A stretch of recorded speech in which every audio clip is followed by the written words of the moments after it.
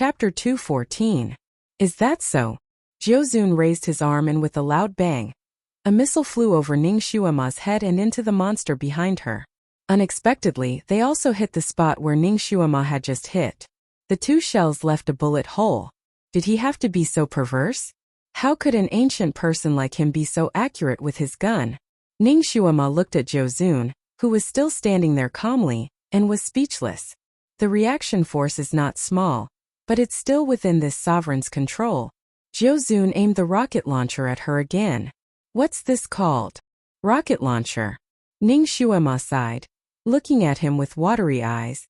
You weren't swallowed just now, so why didn't you appear earlier? You made me risk my life to break open this monster's stomach to save you. I didn't want you to die, I wanted you to live well. I know.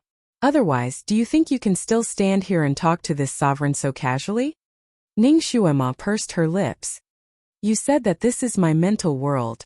In this world she was the boss. Your control over your mental world isn't very good. You're still lacking a bit. This sovereign has 10,000 ways to make you suffer from chi deviation here. Never to leave again. Jiuzun's voice was still indifferent.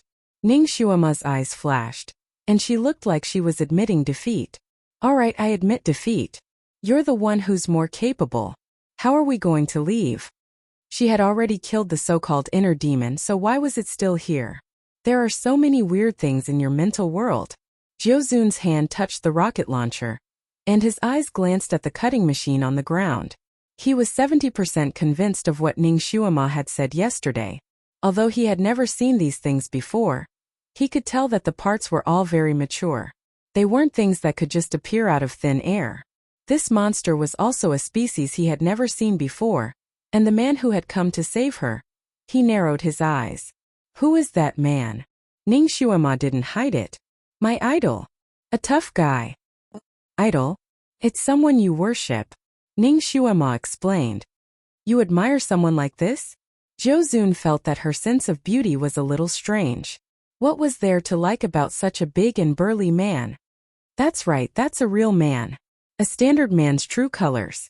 Jiuzun looked at her again. So you threw yourself into his arms? Have you always liked to take advantage of men? His voice was cold. Ning Shuima secretly rolled her eyes. He made it sound like she was a perverted woman. She had lived for so long, but she had never really kissed a man before. Just now I thought I was going to die, so I kissed my idol so that I wouldn't die with regrets. What do you mean by taking advantage of men? Ning Shuima retorted.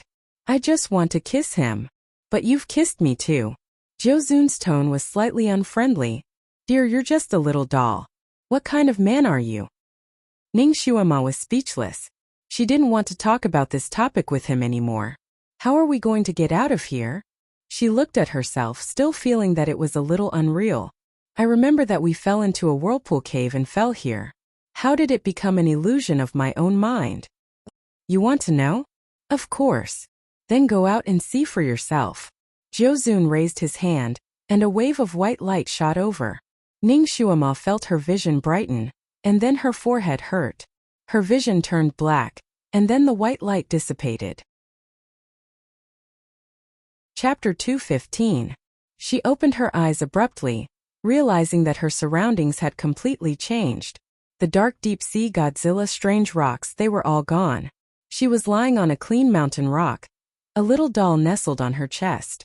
Their bodies were pressed tightly together, their hands clasped together in an intimate position. His head was resting on her chest, and his silver hair spread out like moonlight. It was as smooth as silk on her skin, and it tickled her. Wait a minute. Ning Shuima seemed to have sensed something as she lowered her head to look at her body. Then, she was embarrassed. Her body was practically naked.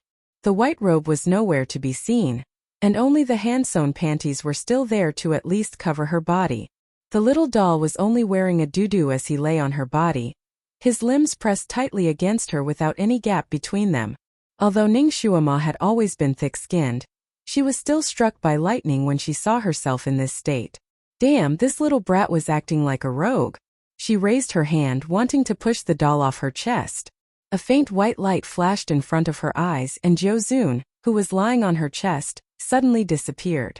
Ning Shuima suddenly sat up. She crossed her arms over her chest and looked around. Then she secretly ground her teeth. In the blink of an eye, Jiuzun had already changed his attire.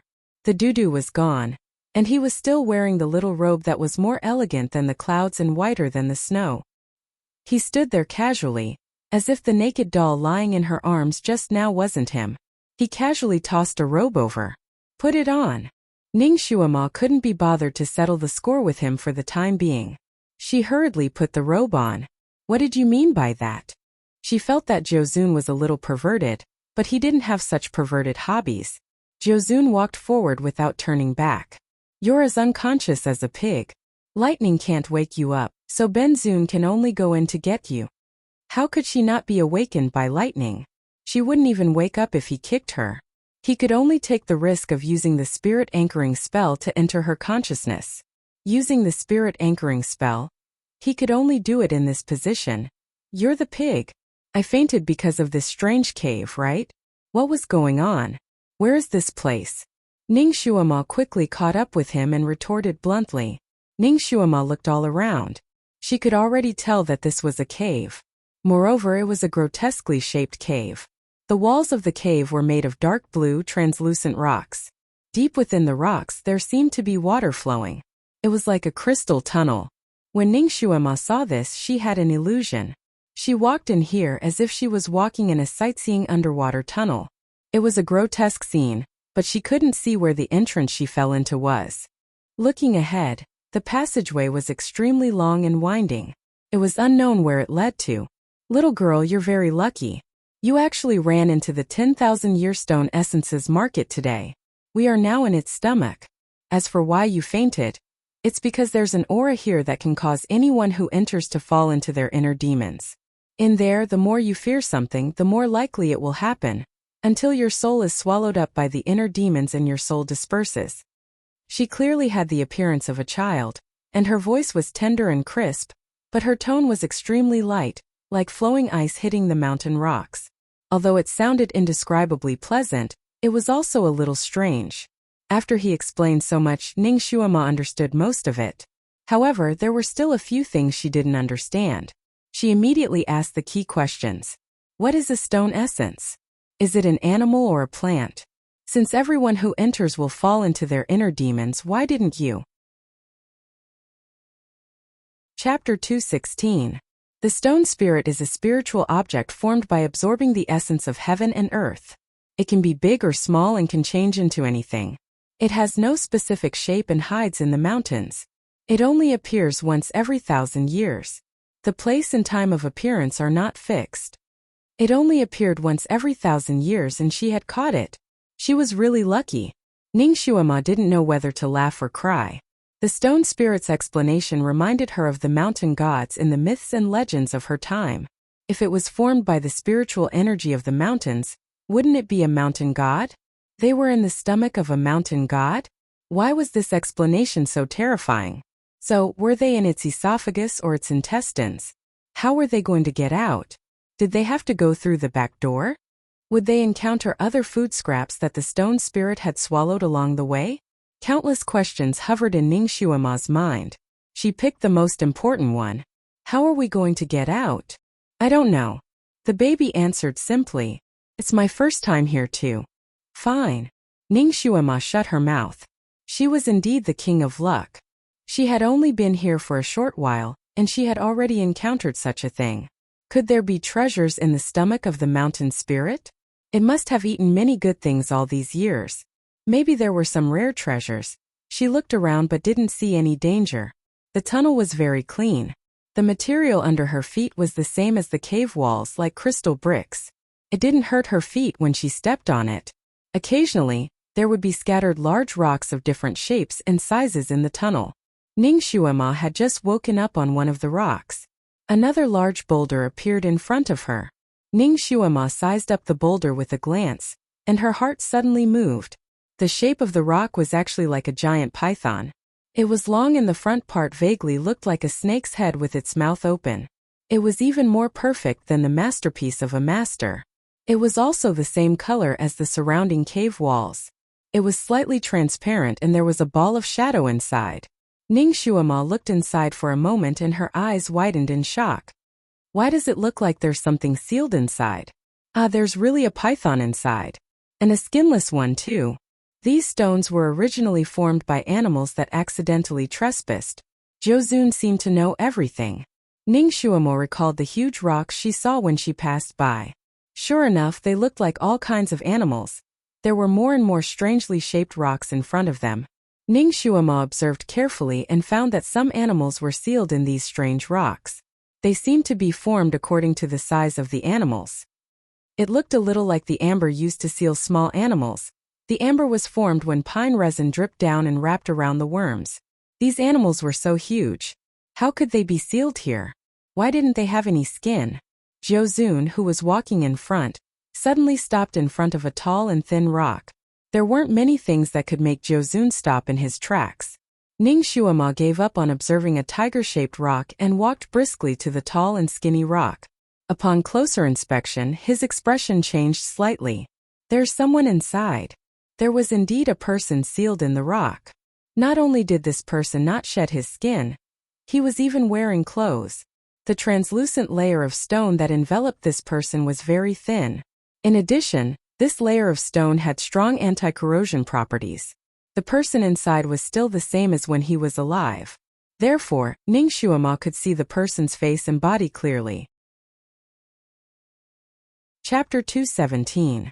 It was an exceptionally handsome man with sword-like eyebrows, starry eyes, a high nose bridge and thin lips. He had a green jade hairpin on his head and wore a light blue robe. The quality of this blue robe was obviously very good. Its color was as soft as the lake water, and there were scaly patterns on it. A sparkling and translucent white jade belt was tied around his waist, and a jade pendant with a pair of fish hung from the belt. His standing posture was somewhat strange. Both of his arms were folded in front of him, as if he was hugging something. His expression seemed to be both painful and joyful. Beside his feet was a strange-looking sword.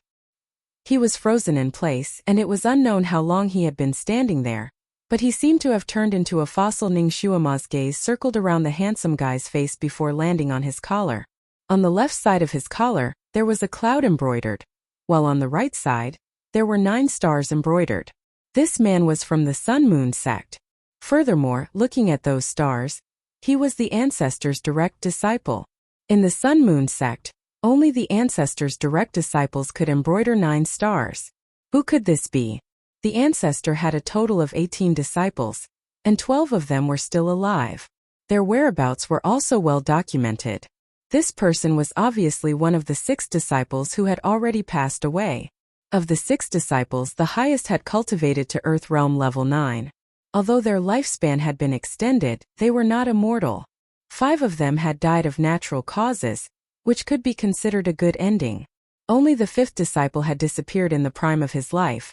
As for how he had disappeared, it was too long ago, and the Sun-Moon sect's style of doing things was relatively mysterious. Therefore no one knew. Ning Shuama only knew from a few scattered records that the missing disciple of the ancestor was not only a rare martial arts genius, but also a prince with a high position and great talent. He had broken through to Earth Realm level 6 at a young age, and was considered one of the most likely candidates to break through the life and death barrier. He was also the most favored disciple of the ancestor, and the most complete and profound martial arts he had been imparted to him. If he had ascended the throne, he would have definitely become the emperor of the ages. However, no one expected that when he was 27 or 28 years old, he would suddenly disappear. Since then, the ancestor had added another rule to his disciple selection, and that was to not accept disciples of the imperial family. This was also one of the main reasons why the ancestor did not accept a genius like Ji Yunhuang. Ning Shuama looked at the peerless man sealed in the stone. Needless to say, this should be the missing prince, the ancestor's favorite 5th disciple. Ning Shuama shot a glance at the child beside her. The child was currently raising his head to look at the translucent stone sculpture. He did not say anything, and his face was expressionless. Only his pair of blue eyes were like an ice lake under the moonlight, faintly flickering with light. Ning Shuama didn't look at him anymore. She just gently stroked the stone sculpture of the prince. His skin didn't fall off. How did he die? Jiuzun's voice was indifferent. His cultivation is high, so he won't be injured by the heaven-splitting wind that entered his mouth. That's why his skin is still intact. However, he didn't manage to escape the inner demons of his nightmares and his soul was scattered. It turned out that the inner demons of the nightmares were so powerful, it could actually scatter the soul of such a genius expert. For a newbie like her, if Jozun hadn't used a special method to enter her mind to save her, she would probably have been devoured by the inner demons as well. Not even a speck of her soul would be left behind. Only this small body would be left here, like the humans and animals who had mistakenly entered, turned into a small stone sculpture. Wait. He said that there was a heaven-splitting wind at the entrance that could tear the flesh of those who had mistakenly entered. Then why was she fine? Chapter 218. She recalled the skin-like thing she had touched when she was tumbling in the whirlpool. At that time she had thought that she had touched the monster's intestines. Now it seemed like there was a protective barrier around her, preventing her from being injured by the Tianlai wind and allowing her to land safely. Needless to say, that protective barrier must have been set up by Jozun behind her. This meant that Jozun had already saved her twice without batting an eyelid after meeting the stone spirit. Alright, seeing that he had saved her twice, she would magnanimously not pursue the matter of him forcing her to jump off the cliff. She glanced at the little brat beside her. She hadn't paid much attention to him earlier, but now it seemed that the little fellow's complexion wasn't too good. He was paler than before, and even his originally bright red lips were like faded petals, making one's heart ache. Jozun, thank you for saving my life twice. I won't pursue the matter of you teasing me in the past. Let's call it even. Even? Jozun's lips twitched slightly but he didn't comment. Because of this little girl's sudden intrusion, his cultivation this time had been wasted, and he had been unable to return to his human form. His cultivation had been greatly reduced, not even a fifth of his usual strength. He had only wanted to send her down the mountain quickly, but he hadn't expected to meet the stone spirit again. To save her twice, he had used up more than half of his current cultivation. It was really one disaster after another. Although this little girl was a very special existence, she was also a real troublemaker. He was speechless. The debt between them was not even now, but he would get it back sooner or later. He wouldn't let his efforts be in vain. He didn't look at the stone statue anymore and strode forward. Let's go. His legs were short, and he didn't use any special methods to walk. Ning Shuama caught up with him in a few steps, and asked casually, since you're familiar with the ancestor, you must know the person in the stone statue, right? So what if I know him and so what if I don't? Jozun didn't stop walking. That person is the ancestor's missing disciple. Now that we finally found him here, aren't you going to help us get his body out? Even if you don't return him to the ancestor, at least let him rest in peace. The body is just a bag of skin, no different from grass and trees. Since he has already turned into a mountain rock, let him stay here. The 9 Supremes were unmoved. They had no intention of burying the prince's body. How cold-blooded. Ning Shuama overtook him in a few steps and said in a gossipy voice, "Is this the ancestor's 5th disciple? He was so handsome. I heard that he is a prince." You've heard quite a lot. Jozun gave her a few words of evaluation. It's said that he's a man of great talent and bold vision. If he manages to ascend to the throne, he might become an emperor for all eternity. There must be a lot of girls who like him. Ning Shuama continued to gossip. Jozun's reply was even shorter this time. Ning Shuama originally wanted to get more information from him, but she didn't expect this guy to be so calm and collected. She didn't get anything out of him. She gently pursed her lips and continued to gossip about this prince, telling him almost everything she knew. She was eloquent and could be said to be incessant. However, Jozun rarely responded to her gossip.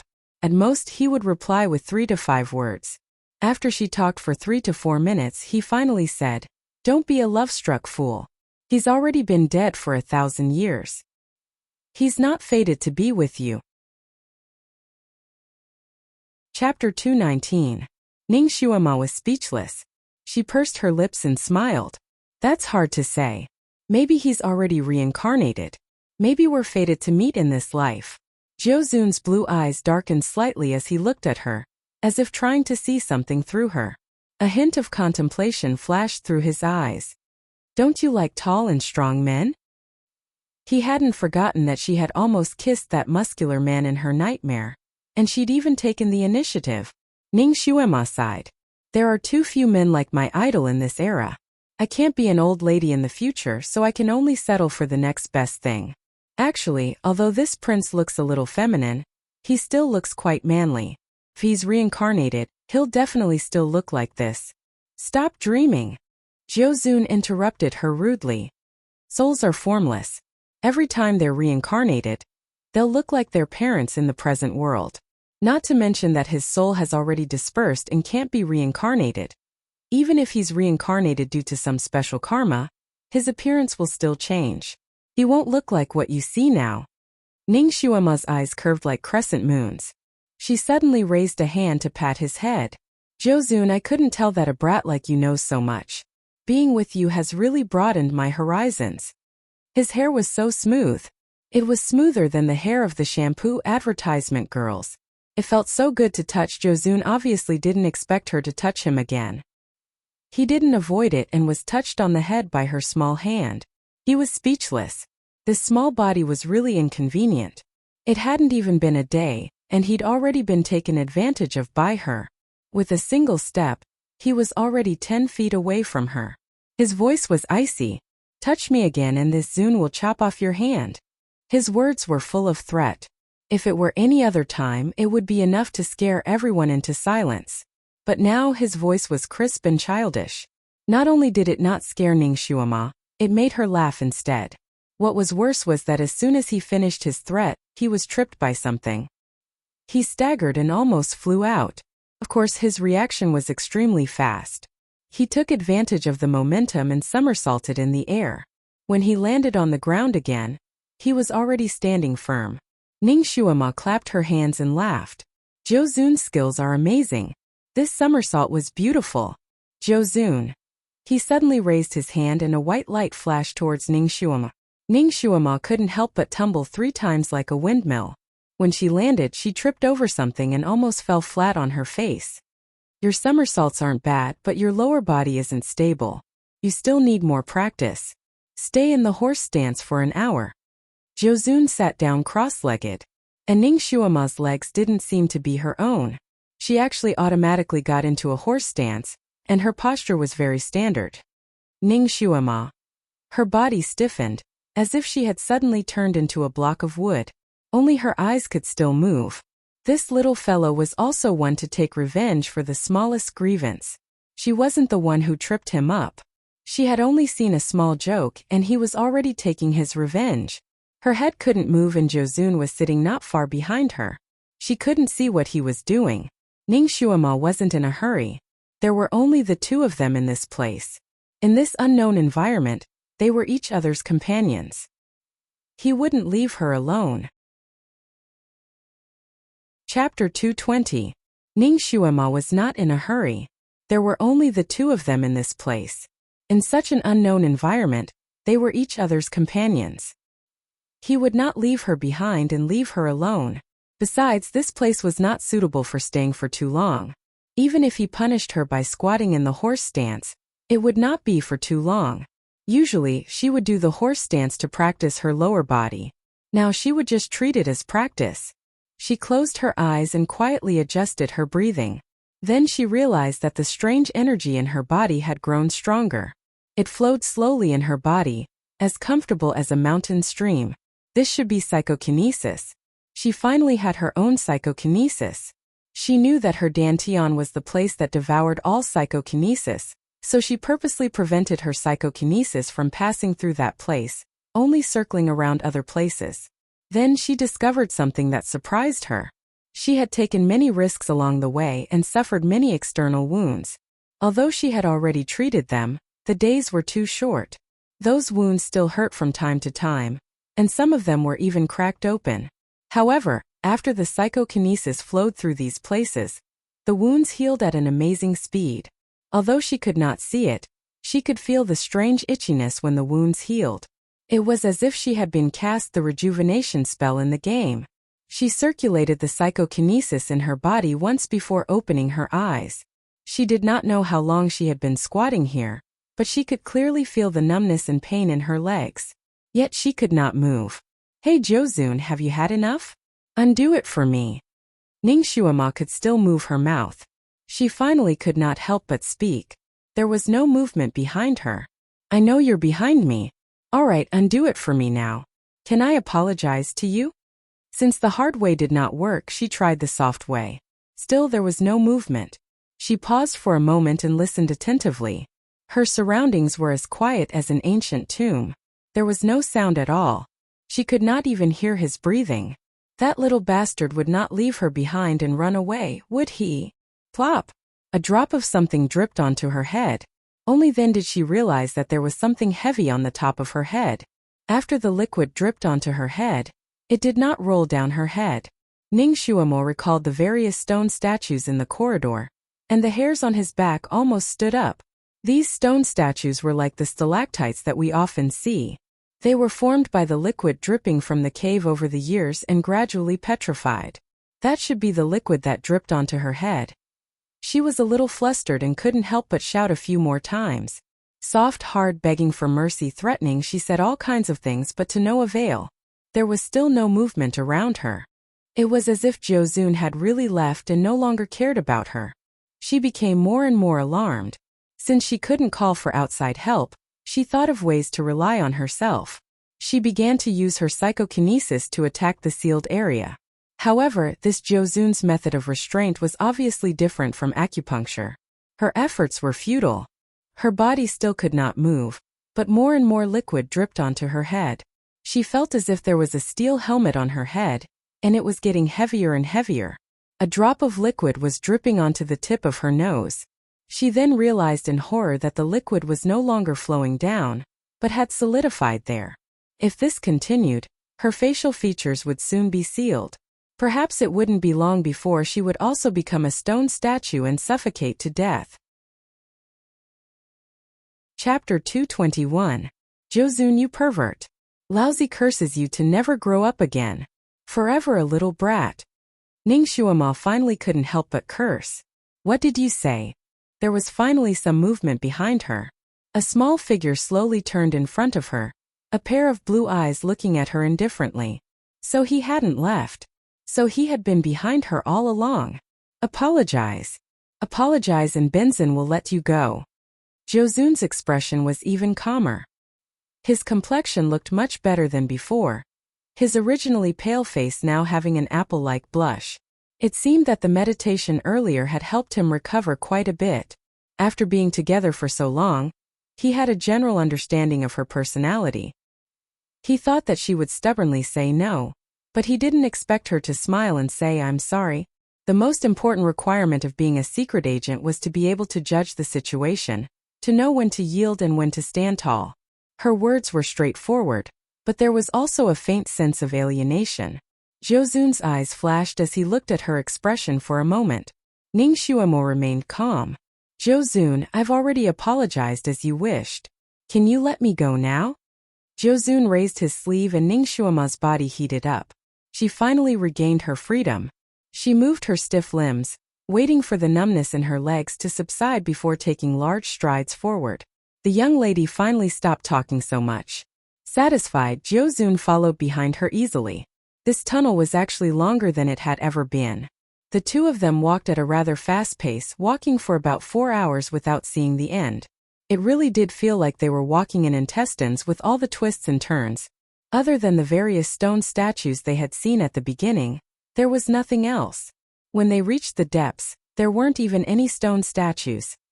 Ningxuama was very quiet along the way, not saying a word. Only the sound of their footsteps could be heard in the tunnel. Jozun raised his head to look at Ningxuama, who was taking large strides forward, with a complicated expression in his eyes. He had always liked peace and quiet.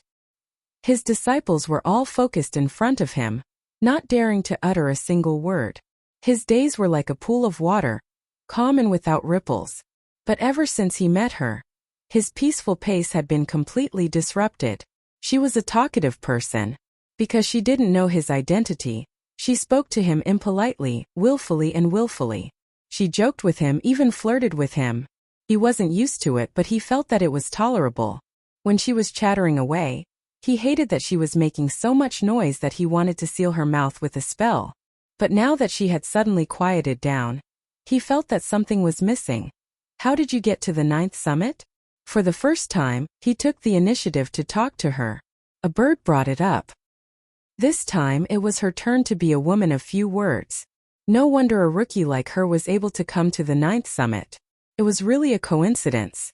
You were brought up here as food? You survived and your friend was swallowed by a bird? Jiuzun's ability to analyze and deduce was obviously very strong as well. Once he connected the dots, he could more or less deduce the cause and effect. This time, she only replied with one word. When we fell down just now, the monkey-like thing you encountered was the stone roar. It and the stone essence complement each other. Wherever it is, the stone essence will usually appear. Sometimes, it will even attract prey for the stone essence. Jiuzun began to explain to her why he didn't let her get close to the stone wall just now. Oh. His long explanation was only met with a nasal sound from her. Chapter 222. Jiuzun was obviously not someone who was good at leading the conversation. Since Ning Shuima was a woman of few words, he stopped talking as well. The tunnel was silent again. They walked another 7 to 8 li before a ball of white light suddenly appeared in front of them. The two of them had been walking in the blue environment for so long that they were already tired of the view. Seeing this ball of light now, their spirits were lifted. Jiuzun was still able to maintain his composure, but Ning Shuima cheered and ran towards the ball of white light. Oh! Skylight! God, she was finally coming out. God knew that she was going to go crazy in this blue place. She was still cautious, slowing down when she got close to the white light.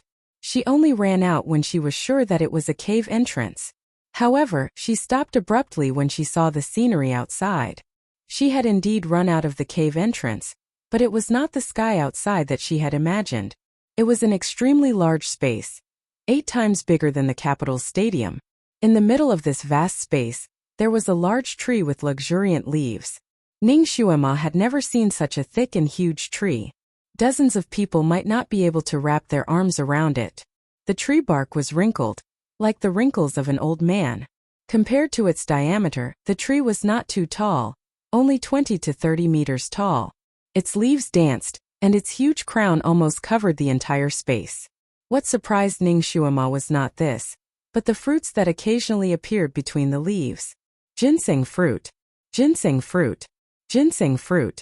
The moment she saw the fruit clearly, only these 3 words were left in her mind.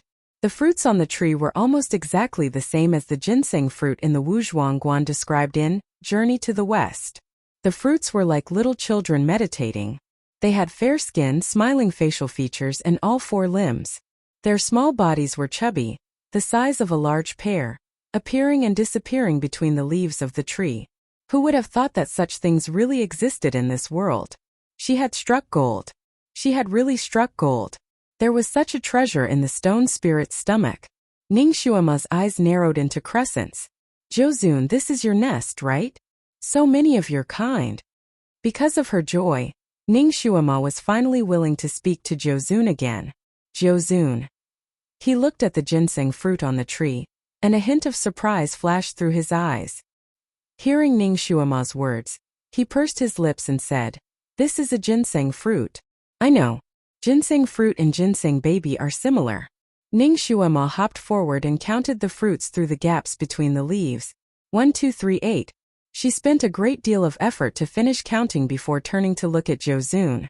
Her bright eyes were filled with surprise. "A total of 8 fruits. Jiuzun, you're Jiu. Are you sure they're not your brothers?" "Jiuzun." This sovereign said no. "That's good." Ning Shuima was already preparing to climb the tree to pluck the fruits. "Jiuzun, do you have any golden striker?" She remembered that in Journey to the West, it was said that picking this kind of fruit could only be done with a golden tool. Other tools would not work. No. Jiuzun was also looking at the fruit on the tree. This was the first time he had seen it. Since he had come across it, how could he let it go? "What do you need a golden striker for?" Jiuzun looked at Ning Shuima. who was rolling up her sleeves and preparing to climb the tree, feeling a little puzzled. The corner of Ning Xuema's mouth lifted slightly. She didn't answer his question. Instead, she nimbly adjusted her body and jumped onto the tree trunk. Chapter 223. When it came to climbing trees, if she claimed to be second, no one would dare to claim to be first. Unexpectedly, just as her feet touched the tree trunk, the sturdy-looking tree bark suddenly caved in. Ning Xuema was caught off guard and her feet immediately sank into it. She was shocked and wanted to pull her feet out, but they seemed to be stuck to something and she couldn't exert any strength. Instead, she felt like she had fallen into a quagmire, sinking deeper and deeper. Could this ginseng fruit tree be a man-eating tree? Ning Xuema's eyes flashed. She wanted to eat its fruit, not be eaten by it. Her feet sank in at a speed visible to the naked eye. Ning Xuema didn't dare to delay, pulling out her dagger and stabbing it into the tree trunk. Her dagger seemed to have fallen into a quagmire as it sank into the tree trunk, unable to be pulled out. The tree trunk ate the dagger even faster, reaching the hilt in the blink of an eye. If Ning Xuema didn't let go, her hand would be swallowed as well. She could only let go and watch as the dagger that had contributed so much to her adventure sank into the tree trunk, disappearing without a trace. The place where the dagger had been stabbed returned to its original state, not even leaving a scar on the tree bark. Wasn't metal supposed to subdue wood? Why had her millennium cold steel been swallowed by wood? At this moment, her feet were completely submerged in the tree trunk and it was swallowing her calves. The place where she had been swallowed hurt like a knife, as if there were countless little mouths biting inside. She was suspended in the air with no way to escape. Everything happened very quickly. From the moment Ning Xuema climbed up to the moment she fell into the tree, only a dozen seconds had passed. The ginseng fruit tree was actually a man-eating tree. This was too much. Ning Xuema couldn't help but look at Zhou Zun. Would he save her? Did he have a way to save her? Zhou Zun had come to the tree the moment she fell into the tree. His expression was solemn as his small hands emitted rays of light that blasted towards the large tree trunk.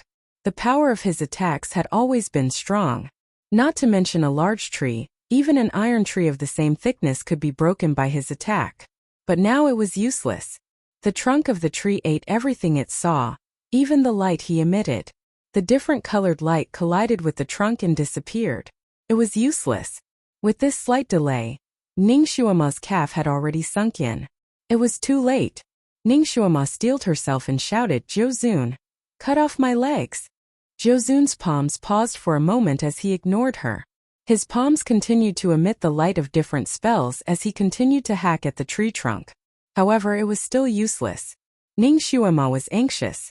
She saw that her knees were about to sink in. If she didn't make a decision, she was afraid that even her thighs couldn't be saved. Her body suddenly rolled up, and her palms were like knives fiercely cutting off her own legs. At this critical moment, she could only break her leg to save her life. Wait! A ray of white light intercepted, blocking Ning Xuema's palms. Ning Xuema lowered her head, her eyes blazing as she looked at Zhou Zun under the tree. "I don't want to be crippled, but I don't want to die. With Benzin here, I won't let you lose an arm or a leg." Zhou Zun's reply was simple as he suddenly punched the tree. Ning Xuema's heart almost jumped out of her chest. "Hey, don't touch the tree. It'll eat your fist."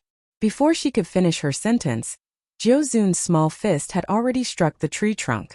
Ning Xuema didn't know how strong Zhou Zun's small fist was. Chapter 224. Ning Xuema didn't know how strong Zhou Zun's small fists were. She only knew that after the ginseng tree was struck by Zhou Zun's small fists, it shook as if it had been struck by lightning. Bright red juice seeped out from under the tree bark like blood. It was so huge that its shaking caused the ground to tremble as if there was an earthquake. A shrill cry that sounded like both laughter and crying came from the depths of the tree, piercing to the ears. Ning Xuema's legs were finally spat out by the tree trunk, and she fell from the tree head first.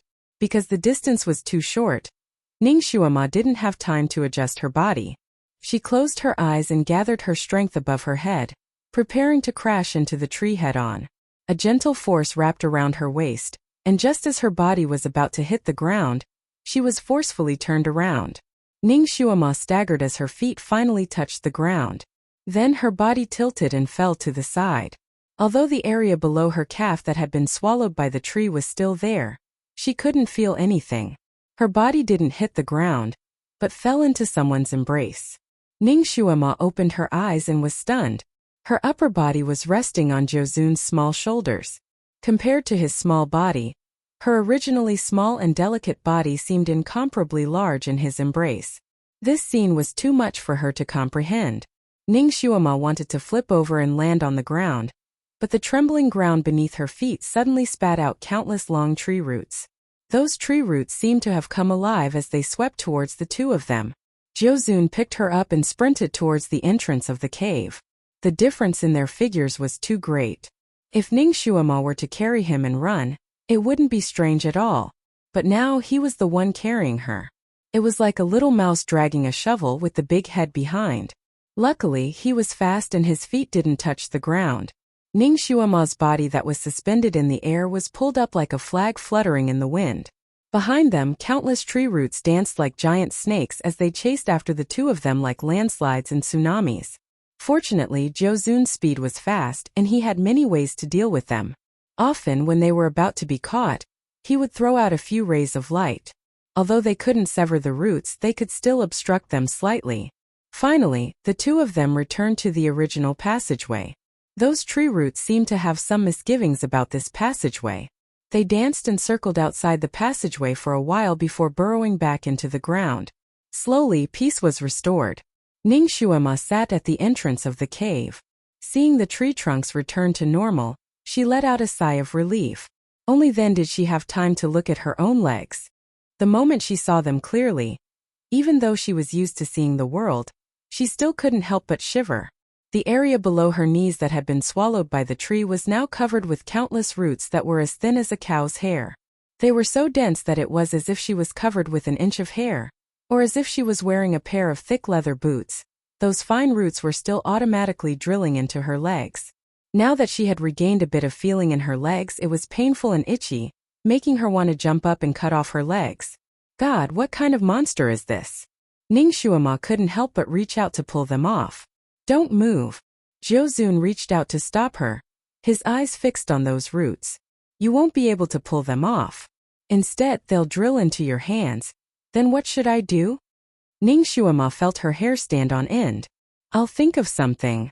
Jiuzun pressed down on her thighs, stopping her from moving.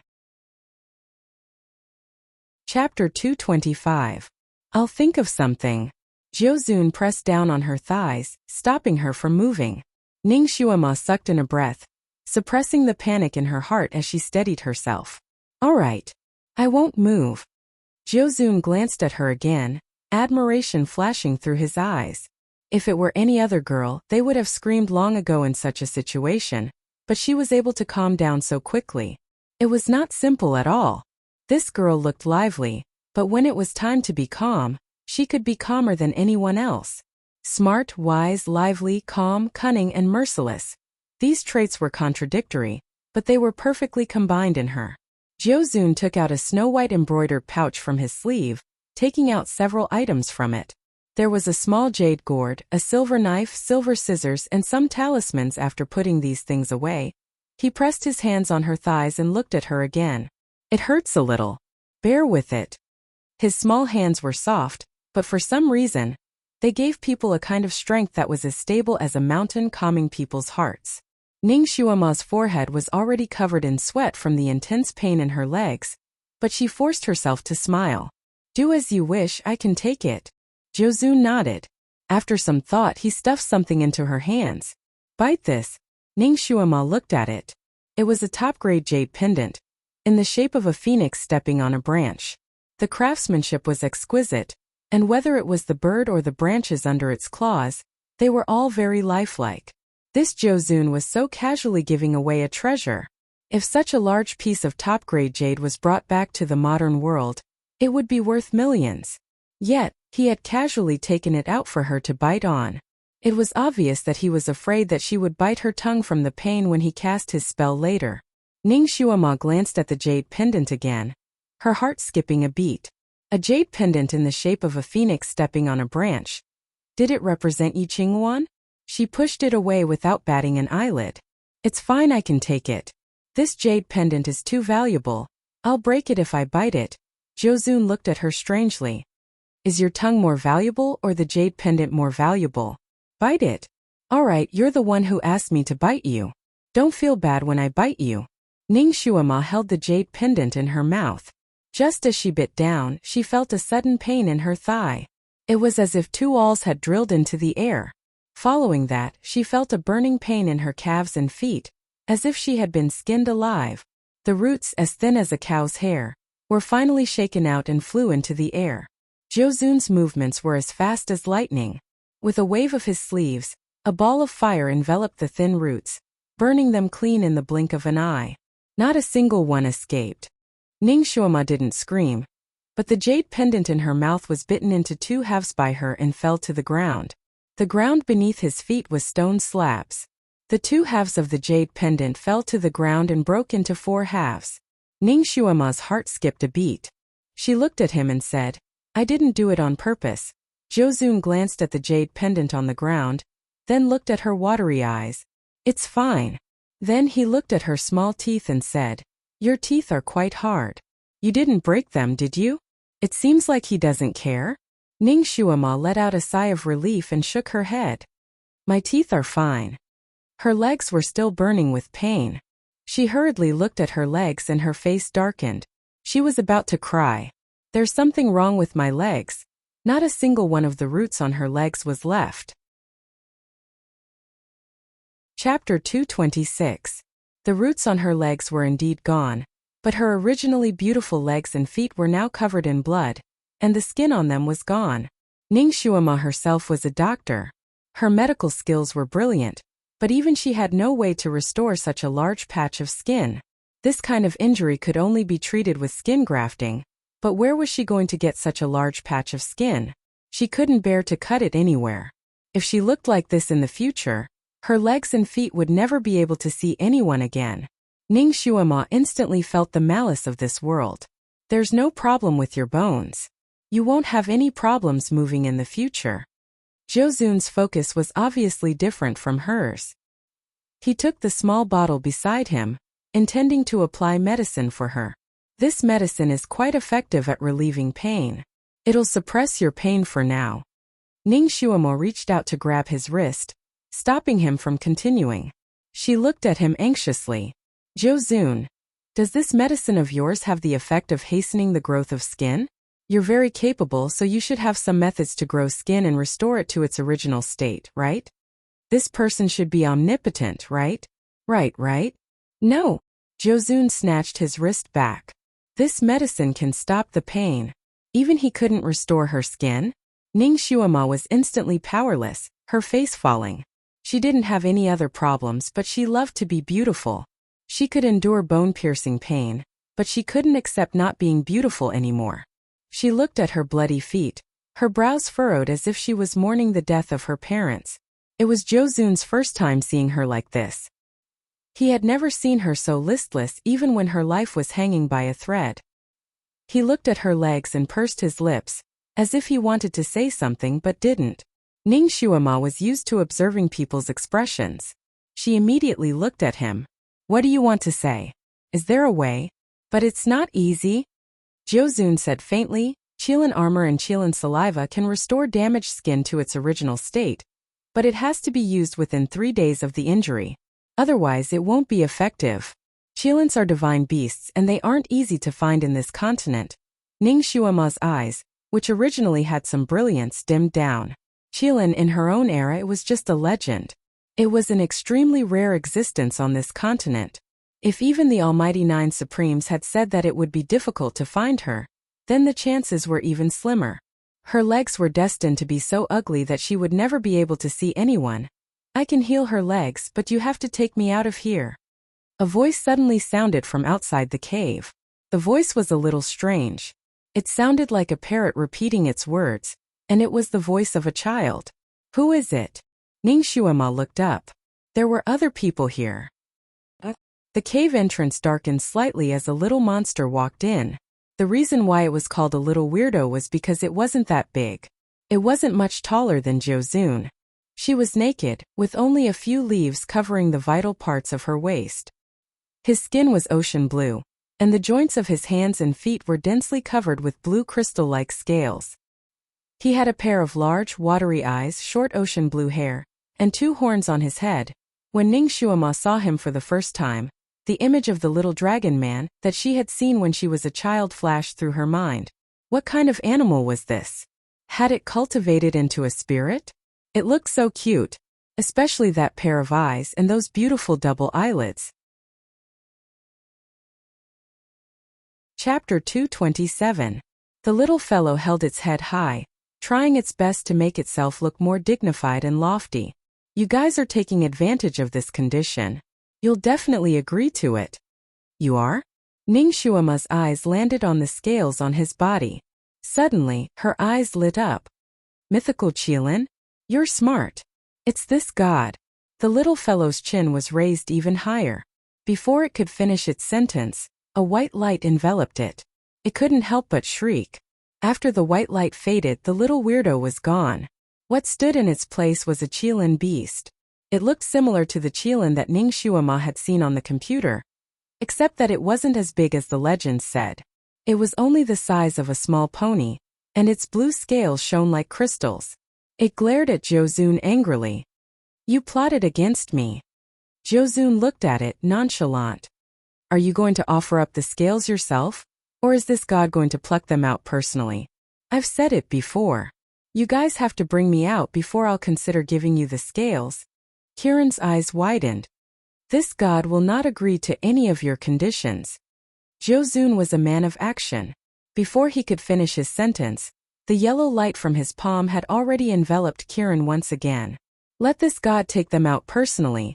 Kirin was obviously no match for this Jiuzun. Its body was restrained by the yellow light and it could barely move. Seeing Jiuzun slowly walking towards it with the intention of plucking its scales, Kirin panicked. Finally, it opened its mouth unwillingly.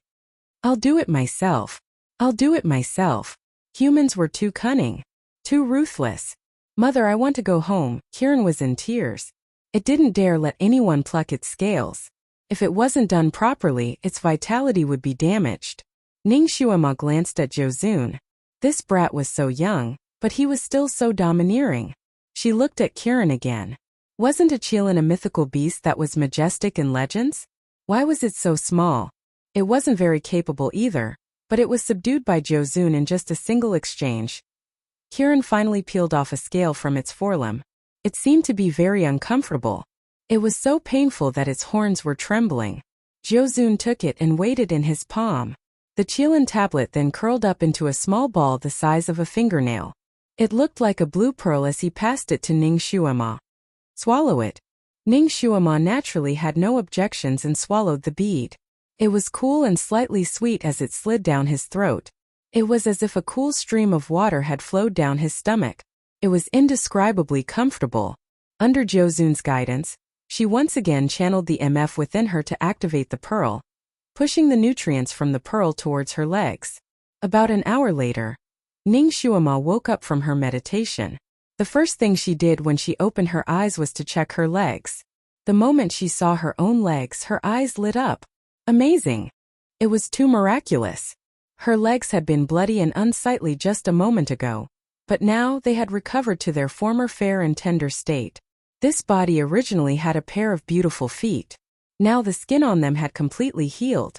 Perhaps it was because the Qilin tablet had nourished them, but the skin was even more translucent than before. The calluses and blisters that had formed on the soles of her feet, due to the continuous journey, had also disappeared. Her feet were perfect like half moons. Her nails were round and pink like light pink pearls. Her entire feet looked like they were carved out of white jade. One couldn't help but want to touch them. Chapter 228. Even Kirin's large eyes were staring at her feet. So pretty. It stuck out its tongue, looking like it wanted to lick them. Jiuzun shifted his gaze away from her feet and stood up, intentionally blocking Kirin's gaze. Since you've recovered, put on your shoes and get up. Ning Xuema had an innocent look on her face. My shoes and socks were all swallowed by that stupid tree. I don't have any shoes to wear. Jiuzun paused. Wait here. He turned and walked out. Ning Shuama looked at his small back and couldn't help but rub her nose. This little fellow looked like a child, but his actions and words were all adult. His every action carried the innate aura of a venerable. Where was he going to get her shoes? There was only a ginseng fruit tree and some weeds here. Was he going to weave a pair of straw sandals for her? Forget it, she didn't need to worry about this problem. This little fellow looked like he had a lot of ideas. She just needed to wait for him to get her shoes to wear. When Ning Shuama was on a mission, although she was the one who came up with the big and small plans, she didn't really do much in daily life. For example, barbecuing wild animals or preparing some daily necessities were all done by her subordinates. In this aspect, she was still very good at stretching out her hands and opening her mouth for food. Therefore, she didn't feel uncomfortable being served by others. The only thing she wasn't used to was being served by such a small child. From this point, she felt like she was destroying the future of her motherland. But when she thought of his identity, a ginseng child, she calmed down. She was a little bored sitting there, so she looked at her feet again. She was quite satisfied with this pair of feet. In ancient times, a woman's feet were her second face. Although women in this era didn't have to bind their feet, they were still small and delicate, making them more pleasing to the eye. When she looked up, she saw that Kiran had turned back into a little blue person. It was still standing there, its eyes still looking at Ning Shuama's feet. She didn't know what it was thinking. Ning Shuama lifted her foot generously. Does it look good? Kiran was an honest person. He nodded and answered without hesitation, yes. Ning Shuama smiled with satisfaction. She looked at Kiran from head to toe. It looked a little uneasy, and a little timid, like a real child, a lost child. Ning Shuamo realized that she had been quite lucky with children recently. The Jiuzun she met was a child, and now the Qilin she met was also a child. However, other than his appearance, Jiuzun didn't look like a child at all. The aura around him was also becoming more and more shocking. On the other hand, Kiran was really like a child. He looked like a 5 or 6-year-old, but his intelligence and temperament were like that of a 7 or 8-year-old. Ning Shuama looked at it and felt pity for it. She started to chat with it. While chatting, Ning Shuama learned that this little Qilin wasn't a native of this place. It came from the mysterious Qilin clan. 1,000 years ago, because it was looking for a spiritual medicine, it was accidentally swallowed by a stone essence. Since then it had been trapped here, unable to leave. It also said that there was another person who was swallowed at the same time as it. That person had the same goal as it, which was to find the ginseng fruit. Therefore they had traveled together at that time. When the stone essence swallowed them, it was that person who protected it, preventing it from being hurt by the sky-splitting wind at the entrance. However, that person fell into a deep sleep after coming in. No matter how it called out to him or even bit him, he didn't wake up. Instead, his breath became weaker and weaker until it finally stopped breathing.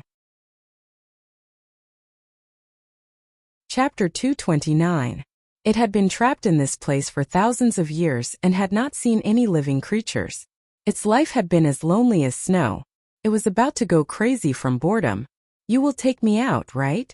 I also have a lot of skills, so I won't be a burden to you. After the little fellow finished his story, he anxiously looked at Ning Shuama. His pair of big eyes clearly expressed his desire. It thought that Ning Shuama should be easy to talk to since she was smiling and had a good temper, so it took the opportunity to ask for help. Ning Shuama looked at it with her arms around her knees. What skills do you have? I can transfer water from mountains and lakes at any time. I can make withered trees flourish and grow again at any time. I can command groups of beasts. The little Qilin counted with its fingers and tried its best to promote itself. Ning Shuama's eyes flickered. She obviously did not believe it. Command beasts? You? Of course. I may be small, but Kiran is the king of all beasts. Why do I remember that the king of all beasts is a tiger? Ning Shuama interrupted it. A tiger is nothing. Kiran's tone was obviously disdainful. It doesn't deserve to lick my fur. It is only the king of mountains and forests in the mortal world. Kiran is the king of all beasts, and I can understand all the beasts' language. Ning Shuama's eyes lit up. That was a good skill. She yawned lazily. Your skills are only useful when you get out of here. They are useless in this stone spirit's stomach. There are no beasts here, and no withered trees waiting for you to nourish them. She suddenly thought of something. There is no food here. How do you survive? Kiran was stunned. It looked at the ginseng fruit tree outside. I eat its leaves. Kiran is a herbivore? Ning Xuema was surprised. She looked at the fruit on the tree again. Why don't you eat the fruit? It doesn't give me any. Kiran sounded a little indignant. I gave it so much water, but it refused to give me a single fruit. It turns out that you and the ginseng fruit tree are helping each other. Ning Xuema suddenly realized and changed the topic. It turns out that you are the accomplice of this stupid fruit tree. No, of course not. I didn't do anything for it. I just watered it. It only gave me 1 leaf a day. It's so stingy. Kiran shook his hand. Then why don't you pick it yourself? Aren't you here to look for fruits? I stole it. Kiran's voice grew softer. I was hung on a tree for 10 days. It turned out that Kiran had also suffered greatly from this demonic tree. It was probably because it saw that the demonic tree was somewhat useful. Otherwise, Kiran might have become its fertilizer. The ginseng fruit is an immortal fruit, so its leaves must be treasures as well. It must be very useful for you to eat it. It will be beneficial to your cultivation. Ning Xuema comforted him. It's useless. It's completely useless. Its leaves can barely fill my stomach. They can't increase my immortal power at all. I've been here for 1,000 years, but my cultivation hasn't increased. Instead, it has regressed. Kiran was very resentful when he said this. So it was like this. The ginseng fruit wasn't as amazing as the rumors said. Ning Xuema felt that her worldview had been refreshed. Perhaps its essence is concentrated in the fruit, so everything else is trash. Ning Xuema deduced that poor Kiran had actually eaten trash for 1,000 years. The fruit doesn't have any essence. Jiuzun's voice came from the cave. Chapter 230. The fruit doesn't have any essence either. Jiuzun's voice came from the cave. A white shadow flashed as he stepped in, tossing a pair of shoes to Ning Xuema's feet. Put them on. The shoes were green and the style was ordinary. They didn't look like something Jiuzun could bring out. Although Ning Xuema wasn't too satisfied with this pair of shoes, it was still better than nothing. When she wore them on her feet, the size was just right, as if they were made according to her measurements. They fit her perfectly and were comfortable to wear. Ning Xuema felt like she was stepping on soft grass when she wore them. Jiuzun, where did you get these shoes from? Ning Xuema walked a few steps on the ground. The more she walked, the more comfortable she felt. They were several times more comfortable than the brocade shoes she used to wear. We can't stay here for long. Let's go. Jiuzun didn't answer her question, turning to walk out of the cave. Ning Xuema followed him out. You found the way out? More or less. Ning Xuema's eyes brightened. She asked excitedly, where is the exit? Kiran, who was following behind them, also opened his eyes wide, staring at Jiuzun. He had been trapped here for so long and had already gone through all the nooks and crannies here. He hadn't even found a hole as big as a mouse hole, much less one that led to the exit. Other than the tunnel they came from in this large empty space, there was no other space inside the stone spirit. There was no exit at the end of the tunnel they had fallen into. In these 1,000 years, Kiran had gone through these places more than 1,000 times. This stone spirit was like a mythical beast that only allowed entry and not exit. Jiuzun's gaze fell on Kiran. Little Qilin's height was obviously taller than him by half a head, but its imposing manner was completely suppressed by him. Jiuzun's gaze was as cold as ice, causing Kiran to shiver. He couldn't help but shrink back and hide behind Ning Xuema. His small hand grabbed onto her clothes, not daring to show his face. Come out. Jiuzun frowned slightly. This was obviously directed at Kiran. Kiran trembled again. She timidly peeked out half of her face from behind Ning Xuema. WH. What are you doing? Since you're a divine beast, you should act like one. Why are you acting so cowardly? Come out, stand up straight and speak. Jiuzun reprimanded the moment he opened his mouth, his aura growing stronger. Kiran was really afraid of Ning Xuema. He really didn't want to come out, but he didn't dare not to. However, He was only 2 feet away from Ning Xuema. He even held the corner of Ning Xuema's clothes in his little hand, like a frightened child holding his mother's hand. What on earth do you want? You want to go out with us? Kieran nodded vigorously. Of course. 10 years. Jozun spat out the 2 words slowly. Huh. Kieran's eyes widened in confusion. Listen to my orders for 10 years. If you agree, I will bring you out. In other words, Kieran had to be his summoned beast for 10 years. 10 years later, he would regain his freedom. Kieran's little blue face flushed red. We Kierans are divine beasts. We won't listen to any human. You're ambitious. Jozun praised him lightly. Then you can continue eating leaves here. He tugged at Ning Xuema's hand. Let's go. The 2 of them strode forward. Kieran was stunned for a moment before she pursed her lips and followed closely behind Ning Xuema. She had obviously made up her mind to follow them out. Ning Xuema was holding a strong little bean in her left hand, while a blue-skinned little bean was following behind her. Looking at herself, she found it rather funny. Chapter 231. The 2 in front of her were obviously much older than her, but she looked the most like an adult, like a big sister taking her 2 younger brothers out for a stroll. They hadn't taken more than a few steps when Jozun suddenly waved his sleeve behind him. A pale yellow light flashed and Kieran's legs seemed to have been tied up in an instant, unable to move at all. He was shocked as he watched the 2 walk further and further away. He couldn't help but panic. Hey, you can't trick me. There was already a sob in his voice. He didn't want to stay here alone anymore. He wanted to get out. After we get out, your bindings will be released. Jozun didn't even turn back. Kieran was really panicking now. He had the mentality of a child and couldn't help but cry. You bully me, woo-woo. His cries were very loud, almost heart-wrenching, making one's heart ache when they heard it. Ning Xuema wasn't a soft-hearted person, but when she heard the child's cries, she felt an indescribable sadness in her heart. Her pity for the little divine beast grew even stronger. She was about to open her mouth when Jozun gripped her hand tightly. He then indifferently said, crying is a coward's behavior. It won't solve anything. Seeing the 2 walk further and further away, Kieran finally relented. I promise you. Bring me out. Following his words, the strange bindings on his legs were finally released. He ran to catch up to the 2, grabbing onto Ning Xuema's clothes as if he was afraid of being abandoned. He tried to bargain with Jozun timidly. I'll listen to her, okay? Jozun was speechless. His face stiffened. Your personality isn't suitable to follow her. She can't train you. Hey! Ning Xuema crossed her arms and looked at Jozun with a half-smile. How do you know I can't train him? Even a Tibetan Mastiff would be tamed in Zhan's hands.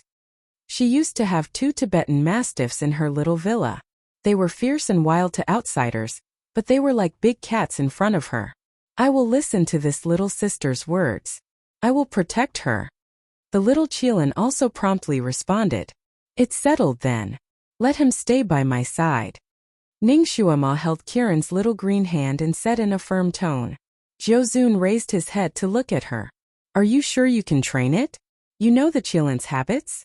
Are you sure you won't train him into an obedient cat? His habits can be slowly grasped. I will train him into a real divine beast.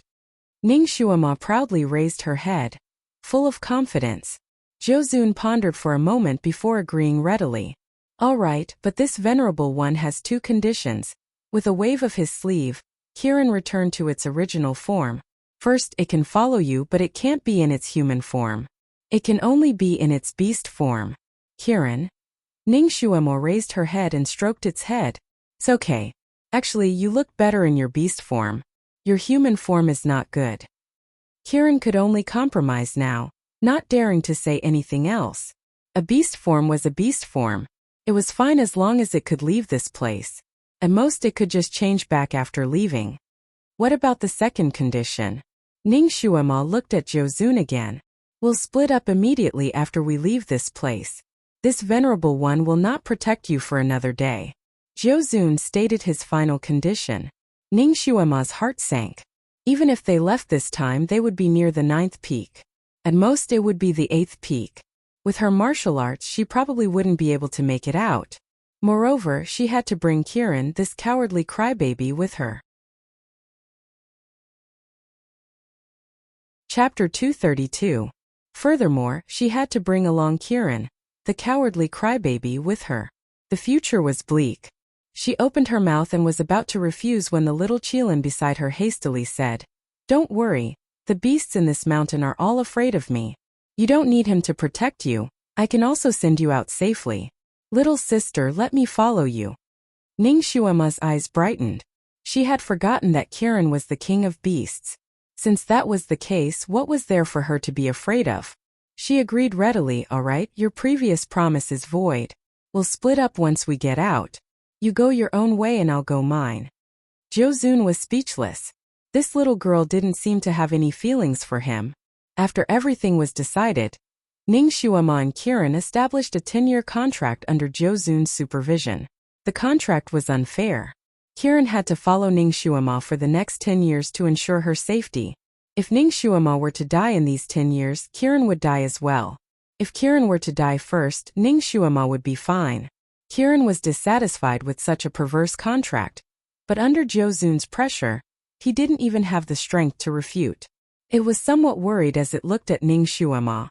This human strength was too weak. She belonged to the type that could die at any time. Its future was bleak. If he had known this would happen, he would have established a contract with Jiuzun. Although he was shorter than him, he was quite capable and wouldn't die so easily. He regretted it a little. Ning Xuema was intelligent and immediately saw the little Qilin's regret. She raised her head and looked at it with a smile that wasn't a smile. "I won't force any person or beast to stay by my side. It's not too late for you to regret. You can form a contract with him. He'll treat you well and won't let you lead the way when we're on an adventure." Kieran shuddered. With Jiuzun's strict personality, he would definitely let him lead the way if they were on an adventure. His abilities were high, and the places he went to would be extremely dangerous. However, this little girl's abilities were average, so she definitely didn't like to take risks. It would be safer to follow her. It immediately used its little claws to grab onto Ning Xuema's clothes and said firmly, "No, little apple will follow you." Then it completed the contract with Ning Xuema. Ning Xuema didn't know that the Kieran actually had a name until now. What? Little apple? Who gave it such a trendy name? It was very modern. Who gave you this name? Ning Xuema asked excitedly. "It's said to be my mother." "Reportedly? You haven't seen your mother?" Kieran shook his head. "No. My parents passed away not long after I was born. So she was an orphan. Poor child." No, poor Kieran. It seemed that mythological beasts were also quite trendy.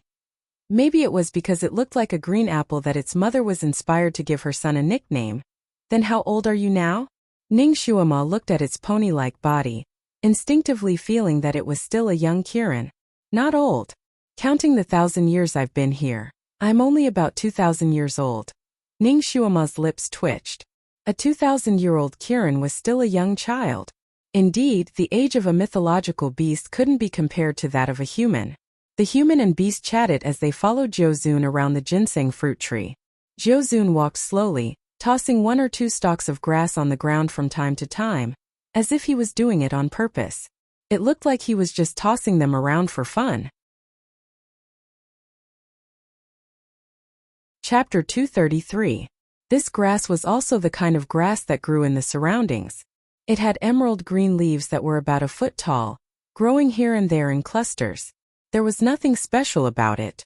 Ning Xuema looked at the grass that he had tossed aside, and her heart skipped a beat. She knew formations and could already tell that he hadn't tossed the grass around casually. It seemed like he was setting up a formation without anyone noticing. At this moment, Ning Xuema and he were on the same boat, so she naturally wouldn't expose him. Wasn't it just them and this Kieran here? Who was he trying to deal with by scheming so much? Her gaze landed on the huge ginseng fruit tree. Was he going to deal with it? She looked at the grass in his hands again and suddenly felt that it looked familiar. She lowered her head to look at her shoes and suddenly realized that her shoes were woven from this grass. These grass-woven shoes were so comfortable to wear. She was going to bring some out and weave a few pairs for herself when she returned. This trip wouldn't have been in vain. She squatted down to pull out the grass. Don't move, Jozun suddenly shouted. Ning Xuema's hand paused as she touched a blade of grass. This grass looked incomparably soft, but it was actually jagged. With a hiss, a bloody wound appeared on her fair finger.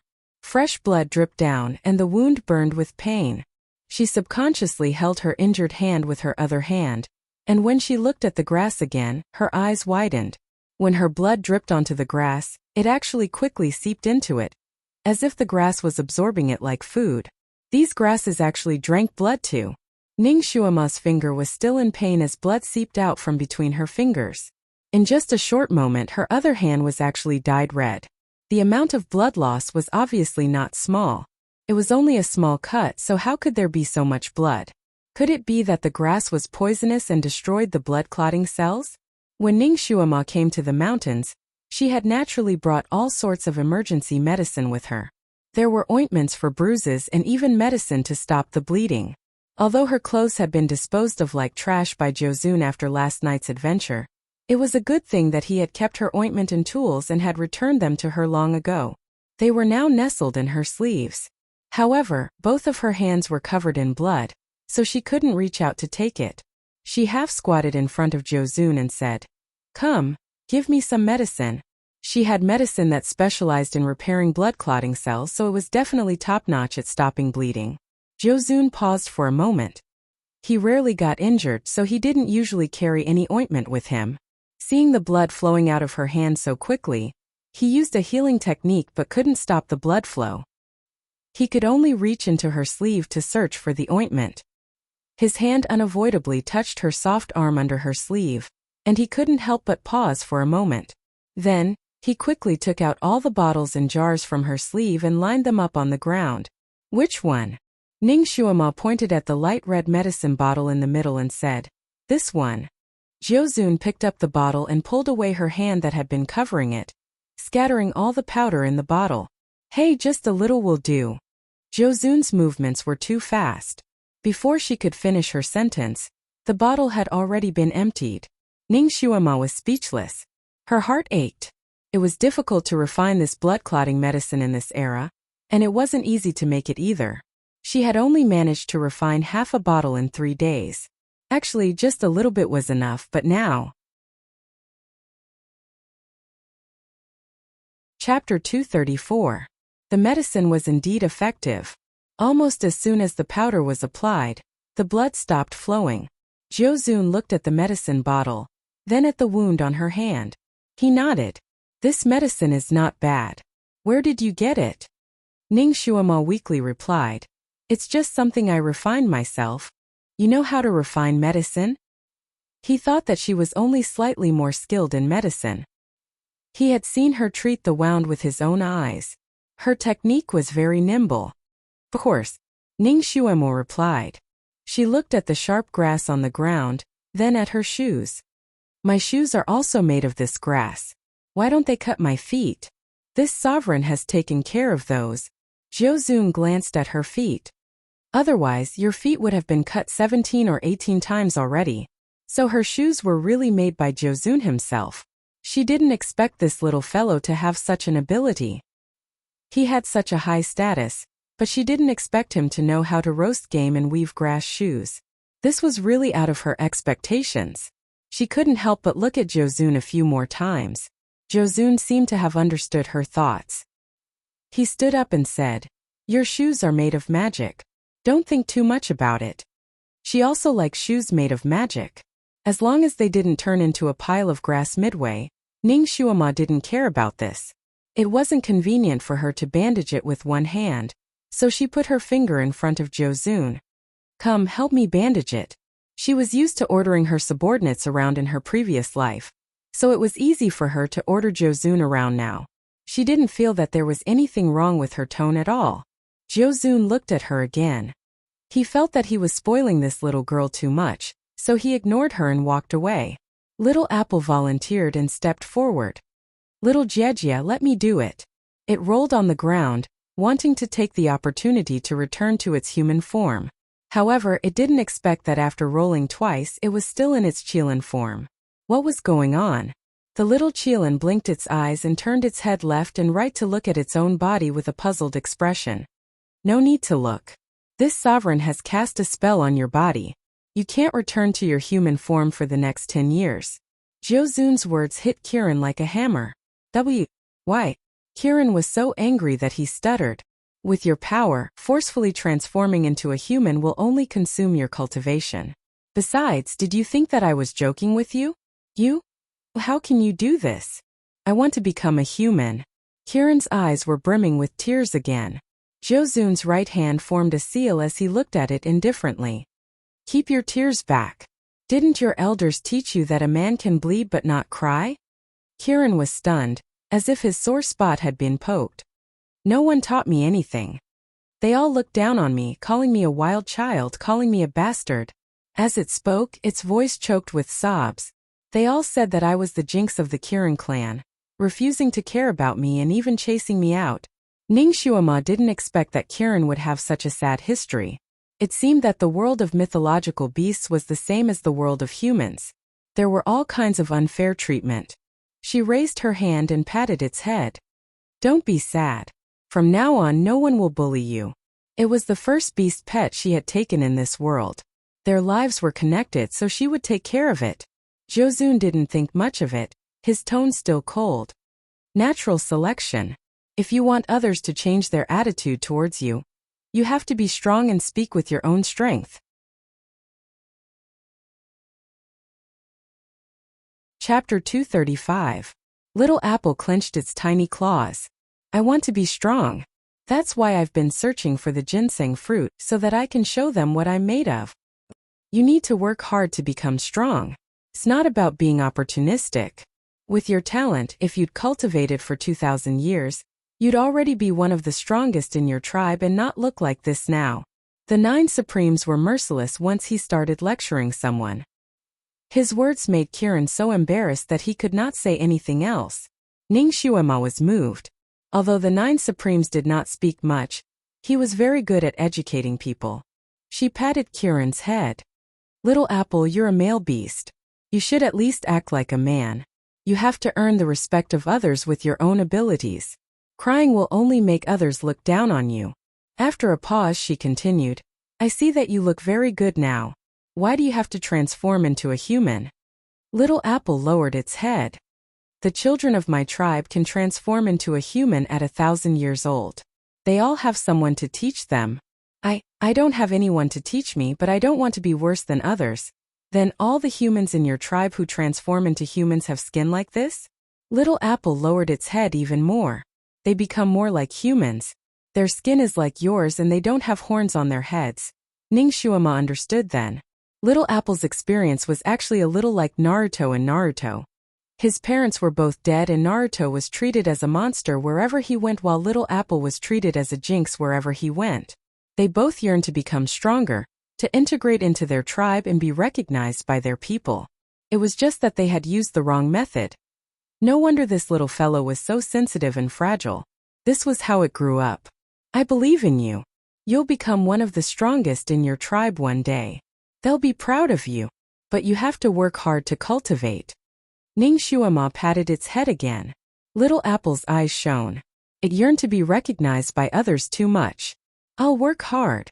The tears in its eyes were gone, replaced by determination. It finally raised its head again. Ningshuama was pleased.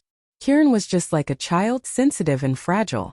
Too much criticism would make her feel inferior, so a few words of praise were quite effective. It turned out that she also had the talent to educate children, ha ha ha. Her ability to educate people isn't inferior to a certain venerable one's. Ningshuama glanced at Jiuzun proudly. Sister, it's okay if I can't turn into a human, but I won't be able to bandage your wounds like this. Little Apple was still a little regretful. Suddenly he had an idea. Why don't I lick it for you? Qilin's saliva also has a healing effect. That's right. A piece of Qilin tablet was enough to completely heal the skin on her legs. If it licked her legs, she might be able to heal them immediately, without even leaving a scar. Ningshuama immediately put the injured finger in front of its mouth. Come lick it. Her small hands were white and tender. Although there were some calluses on her palms, The shape of her hands was very beautiful. Her 10 fingers were like spring onions and as slender as fine jade. Faced with such a beautiful hand, little Apple, who had always looked down on humans, no longer hesitated. It immediately stuck out its tongue to lick her injured finger. Before its tongue could touch her skin, the person in front of it suddenly staggered and avoided its tongue. It raised its head in surprise and saw Ning Xuema already standing in front of Jiuzun. Chapter 236. It lifted its head in surprise to see Ning Xuema standing in front of Jiuzun. Jiuzun held her wrist with his left hand and glanced at her wound. His right hand was enveloped in a faint green glow that enveloped her entire finger. After a while, her wound showed signs of healing. After a while, there was only a faint scar left. Jiuzun believed that this scar would disappear soon as well. Ning Xuema was pulled over involuntarily. She had wanted to throw a tantrum, but she kept her mouth shut when she saw how Jiuzun was treating her wound. She lowered her head to look at him. His long eyelashes were lowered and he was still expressionless, but he was very serious about what he was doing. Her heart skipped a beat and she suddenly felt like kissing him again. She took a deep breath and suppressed this strange thought, reminding herself that this child in front of her was not a child. After treating her wound, she thanked him casually and had Kiran spray some water to wash her hands before following Jiuzun to continue circling the ginseng tree, as if taking a stroll. The two of them walked leisurely, but Kiran could not hold it in after following them for 2 rounds. Where is the exit? Why were they circling here? Shut up. Jiuzun threw out the word stiffly. The little Qilin choked and snorted in dissatisfaction. A voice that sounded like both a man and a woman rang in its head again. Stupid thing, you've been tricked by these 2 lowly humans. Kiran was not unfamiliar with this voice. It had heard it often in the past 1,000 years. It belonged to this ginseng tree, and it often used this voice to order it to do this and that.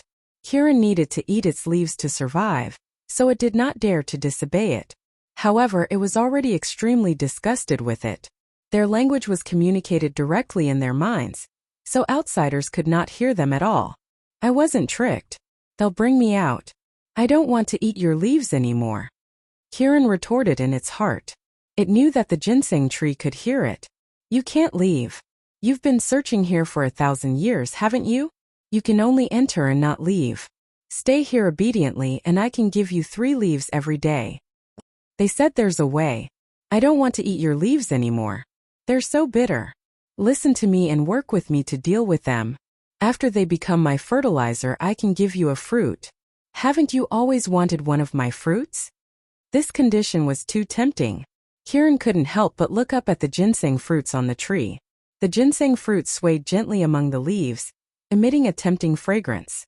Kiran noticed that the facial features on the fruits had become softer, as if they were smiling and waving at him. Kiran swallowed a mouthful of saliva. It had been yearning for this ginseng fruit for too long. Didn't it go through so much risk and get locked up for 1,000 years just for this? It still had some reservations about what it said to Ning Xuema. In fact, it had tried to pluck the fruit more than once. It had tried all kinds of methods and had been punished by the ginseng fruit tree countless times. It had been hung upside down, whipped, starved, and even swallowed by the tree once. Although it had only eaten a small part of the ginseng fruit tree, it had still caused a knife-like pain for a long time now. The opportunity that it had been longing for was right in front of it. Should it seize it? Apparently, its hesitation was also sensed by the fruit tree. It immediately continued to tempt it, and then changed it into a threat. If you insist on going with them, I won't give you any more leaves to eat. Chapter 237. If you insist on following them, I will not give you any more leaves to eat. I will starve you to death and you will become my fertilizer. The little Qilin shuddered, and the voice of the ginseng fruit tree continued to resound in its mind. I want to let you go because you have accompanied me here for 1,000 years. Don't fail to appreciate my kindness. Kiran suddenly became angry. No. You want me to stay because you need me to give you water and nutrients. I remember when I first came in, you were only the size of a small pine tree. The leaves were as long as needles, and you only had 2 fruits, which were smaller than a baby's fist. The voice in his head was silent for a moment. Suddenly it sneered, so what? I can still live without you.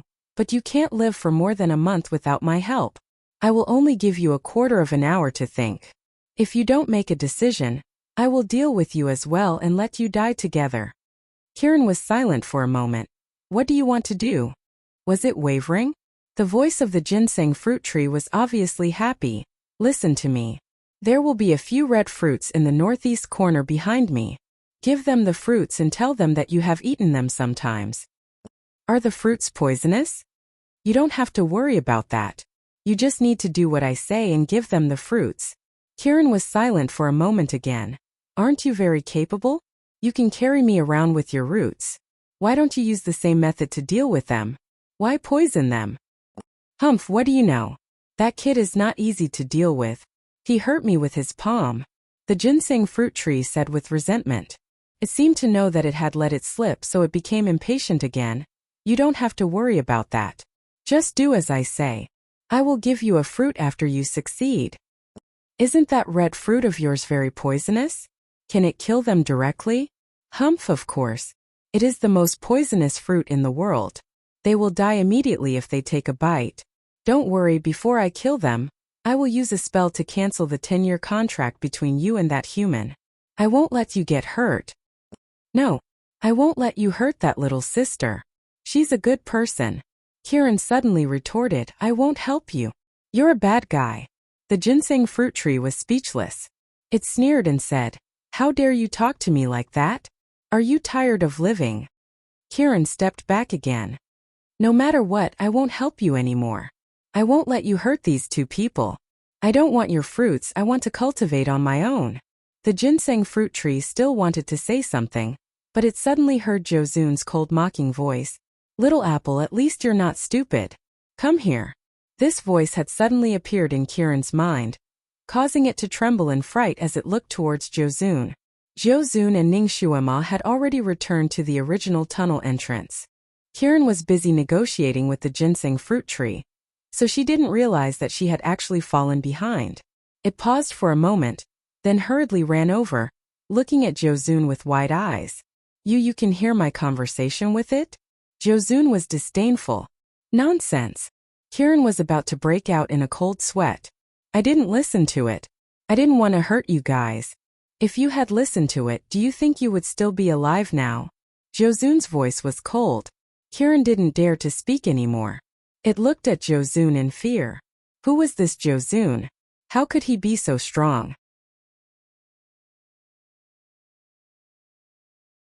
Chapter 238. To show its loyalty, Kieran spoke again. I'm very loyal to my sister. Look, it tried to tempt me with a ginseng fruit, but I didn't waver. Call her master from now on. Jozun corrected it and looked outside, his lips curling into a mocking smile. Do you really think it's a ginseng fruit? Even Ningshuama was stunned by his words. Kieran's eyes widened. It's not a ginseng fruit, but it looks so similar to the legends. This is a ghost face fruit. Eating a ginseng fruit can prolong one's life and increase one's cultivation. The ghost face fruit only looks like a ginseng fruit, but it has no other effects. Jozun revealed the true origin of the ginseng fruit tree. Kieran was stunned. It had been guarding this place for 1,000 years just for a ghost face fruit?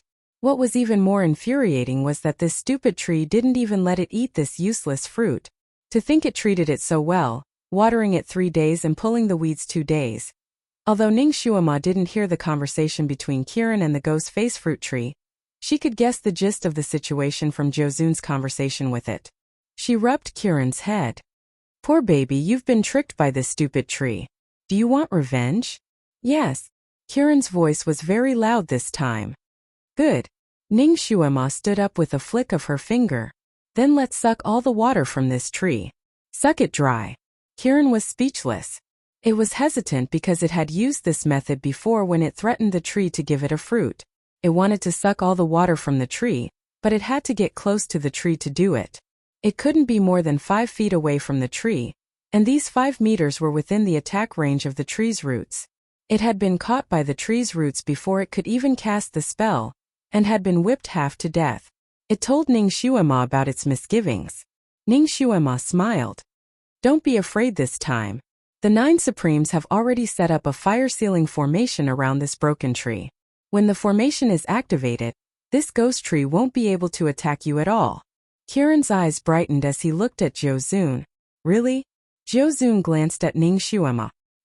He hadn't explained the formation to Ning Xuema when he was setting it up, but he hadn't expected her to see through it.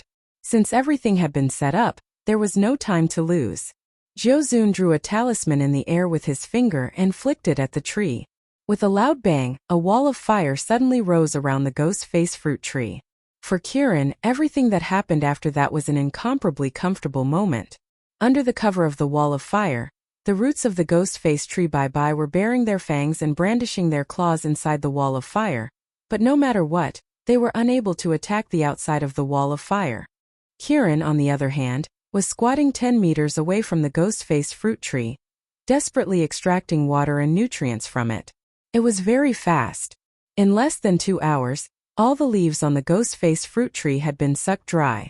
Even the alluring fruit had fallen to the ground. During this time, the ghost face fruit tree had struggled, begged for mercy, threatened, and even said that it was willing to tell them the real location of the ginseng fruit tree. Its voice was so pitiful that even an evil person wouldn't be able to bear to hear it. However, Jiuzun and Ning Xuema were unmoved. They sat at the entrance of the tunnel, watching as the fruit tree slowly withered and weakened.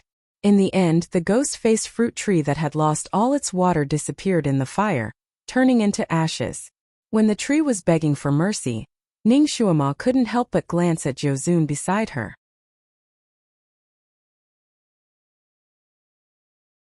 Chapter 239. He pursed his lips slightly as he sat there, his fingers casually forming seals. The firelight reflected in his deep blue eyes, flickering bit by bit, but the bottom of his eyes was still ice cold. When the fire finally extinguished, Jiuzun slowly stood up. "Let's go." Ning Xuema smiled lightly. "All right." She led the way towards the tree. Kiran quickly jumped up and followed beside her. The tree has been burnt to ashes. There's no need to look anymore. Finding the exit is more important. Ning Xuema patted its head again. "The exit is right under the tree, stupid apple." Kiran was stunned. It looked towards that area and saw a big black hole. The inside of the hole was burnt and white smoke was still rising. It couldn't see what was at the bottom of the hole. Jiuzun looked at Ning Xuema again. This little girl was terrifyingly smart. For every step he took, she could guess 10 steps he would take. She could see through it with just a little bit. The big hole with the tree roots was indeed a passage to the outside. After Kiran used water to extinguish the fire, it jumped down with Ning Xuema and Jiuzun. The sky was blue like glass. The clouds were white like floating cotton. The 2 humans and 1 beast jumped out of the big hole and landed on a mountain ridge. There were jagged rocks of all shapes and sizes all around, covering the entire mountaintop. In the distance, there was a lush primeval forest. Ning Xuema took in a deep breath of the fresh mountain air. How nice! It felt so good to be able to escape. It felt so good to be able to breathe in the fresh air outside again. Kiran was also excited as it jumped happily on the mountain ridge. It had yearned for the sunlight outside for a long time. It had been so long. "Little Apple, where are we?" Ning Xuema grabbed its horn and asked. Little Apple blinked its big eyes and looked here and there. Finally, it was a little embarrassed. "I don't know." "You don't know? Didn't you say you've passed through all the mountains here?" "That was more than 1,000 years ago. Many mountains have changed in appearance. This is the first time I've seen this place." Ning Xuema then turned to ask Jiuzun, "Jiuzun, do you know which peak this is?" "8th summit, Rubble Slope." Jiuzun spat out these words and turned to leave. "9th Supremes, where are you going?" Little Apple subconsciously blocked his path. Jiuzun glanced at it and didn't answer its question. His sleeves fluttered as he walked towards the south. He was really straightforward. After saying that he wanted to break up, they went their separate ways. As expected, he didn't delay for even a moment. He didn't even say goodbye. Ning Xuema's long eyelashes trembled slightly. She looked at his back for a moment and smiled. "Little Apple, come back. The 9 Supremes has his own place to go, let's go together." Little Apple could only walk back. It returned to Ning Xuema's side and rubbed against the corner of her clothes. It was actually very afraid of Jiuzun, But after this series of adventures, it had become a little dependent on him. It felt that the three of them should adventure together and not go their separate ways. It watched as Jiuzun's small body quickly disappeared into the forest. It then turned to ask Ning Shuama, "Where are we going now? All the beasts in this mountain are afraid of you, aren't they?" Ning Shuama wanted to confirm it again. "Of course. I said I'm the king of beasts." Little Apple puffed out its chest. Ning Shuama yawned. "That's great." She raised her head to look at the sky. It was already 4 or 5 in the afternoon. The sun slid to the west and hung there. The sun's rays warmed one's body. "Little Apple, guard me. I'll take a light nap here first."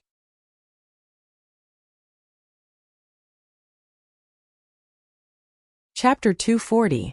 Ning Shuama found a big rock and lay down. She closed her eyes. She was too tired. Since the adventure started yesterday, she had been risking her life in all kinds of dangerous situations. She hadn't had a good night's sleep. It was sunny here, and she had the king of all beasts by her side. She could finally relax. Once she relaxed, she realized that her joints were sore and painful, as if they were about to fall apart. She really wanted to rest. She just wanted to take a nap. Just a nap, even if it was only for half an hour. She fell asleep almost as soon as she closed her eyes. Don't be afraid of a godlike opponent, but be afraid of a pig-like teammate. Ning Shuama had the deepest understanding of this sentence when she was with Little Apple. She had asked this little fellow to guard her for an hour, but this little fellow actually got bored and ran into the forest to hunt after guarding her for a while. He left her here alone without any cover and slept until the sky turned dark. Although the 8th peak was not as perverted as the 9th peak, it was still dangerous enough. Ning Shuama had only rested here for a short while, and a magical beast rushed over after following her scent. A sleeping Ning Shuama was naturally a delicious meal in the eyes of the magical beast. The 8th peak was also a place where humans were rarely seen. Thus, this magical beast was like this. It was the first time it saw a human, so it was more cautious about the unknown. It walked over step by step quietly. Its movements were lighter than a cat's, and its fangs were sharper than a tiger's. Seeing that it was approaching the big rock where Ning Shuama was sleeping, it slowed down. After looking at Ning Shuama for a moment, its mane slowly stood up. It bent its body and tensed its hind legs. This was a posture that indicated that it was about to attack. There was a rustling sound around. The magical beast jumped up and pounced on Ning Shuama at lightning speed. After all, Ning Shuama had been a secret agent before, so she was very alert. Even if she was sleeping, her special ability to sense danger was also very strong. It was this keen sixth sense that saved her life at such a critical moment. When the magical beast flew towards her, her intuition as a special agent made her body react before her brain. Her body suddenly rolled backwards like lightning.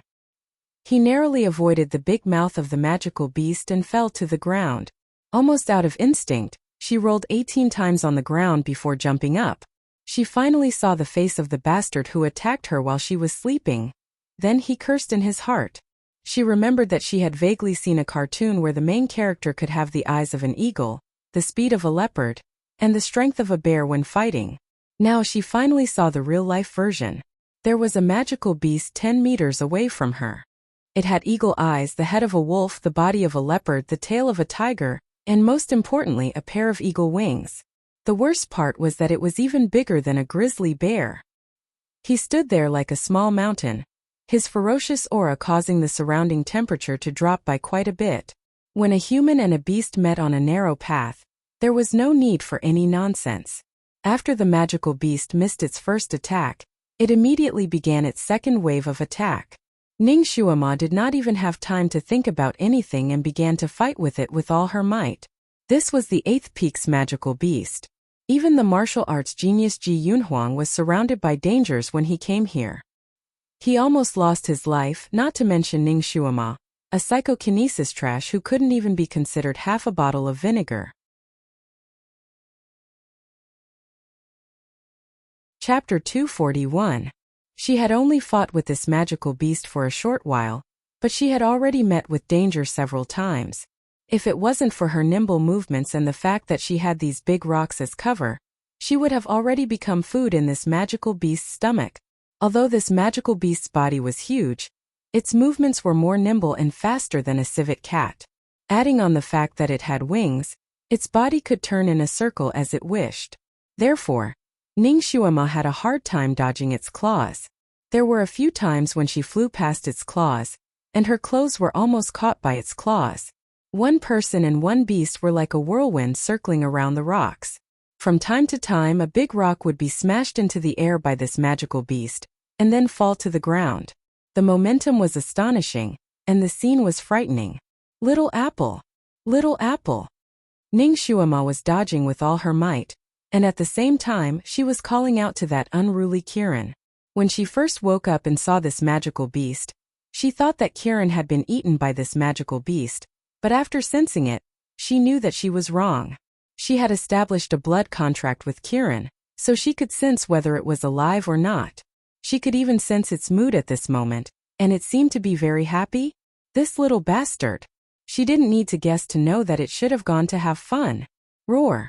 Suddenly, a clear and long whistle came from afar. The whistle was long and clear, as if it came from the sky. That magical beast that was crazily attacking Ningshuama heard this whistle, and its body suddenly trembled. It stopped in its tracks and looked in the direction where the whistle came from. Suddenly, its tail clamped, and it no longer cared about attacking Ningshuama. It turned around and ran away. Roar! Another long whistle came. This time the whistle took a few turns, and there was a faint sense of threat. That magical beast's feet stopped, and its body trembled like a sieve. It was obvious that it was extremely scared, but it didn't dare to run away. Ningshuama's heart moved, and she also looked in the direction where the whistle came from. From the depths of the forest, a blue figure was like lightning, and it was flying towards this direction. Almost in the blink of an eye, it had already rushed to this pile of rocks. Little apple! This guy is finally back. The moment Kirin saw Ningshuama, he finally heaved a sigh of relief. His eyes quickly turned to the magical beast, and he walked over step by step.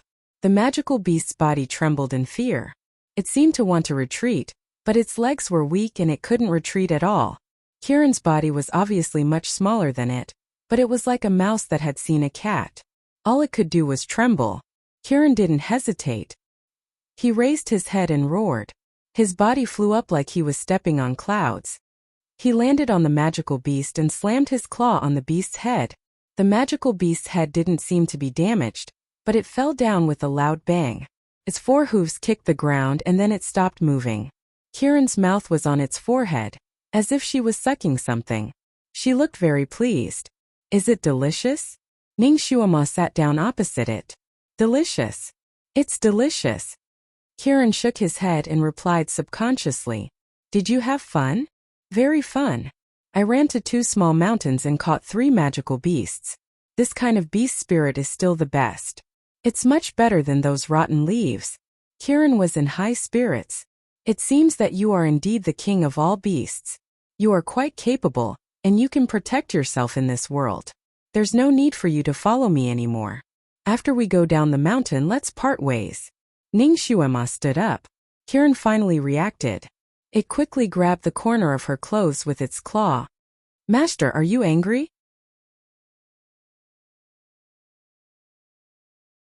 Chapter 242. Ningshuama glanced at it coldly, pulled the corner of her clothes and turned to leave. She didn't want it anymore. Kirin panicked. It moved in front of her and said, Master, don't be angry. Little Apple knows it's wrong. Please don't abandon me. It had finally found someone who treated it well. Ningshuama continued to ignore it, bypassing it and continuing to advance. Master, please forgive me. I really know it's my fault. I shouldn't have left you here alone. I won't do it again. Kirin was smart enough to know where it was wrong. Ningshuama stopped and looked at it seriously. Little Apple, there are not many true friends in this world, and every one of them is worth cherishing. When I established the contract with you, I treated you as a friend. A friend's safety is your own safety. When a friend's life is in your hands, you should protect him at all costs. If I didn't react fast enough, I would have died here, and you would have been implicated. Kirin lowered its head. I was wrong. This little guy was still a child. Because it lacked education, it didn't know what was right and what was wrong. Although Ningshuama was the boss of the Secret Service, Her subordinates had already become her subordinates. There were some things that she only needed to instruct them and didn't need to say anything else. She wasn't good at educating people, especially a child. Looking at Kieran, who was drooping its head, she felt a headache. She suppressed the anger in her heart and took the opportunity to educate it. You have to keep your promise.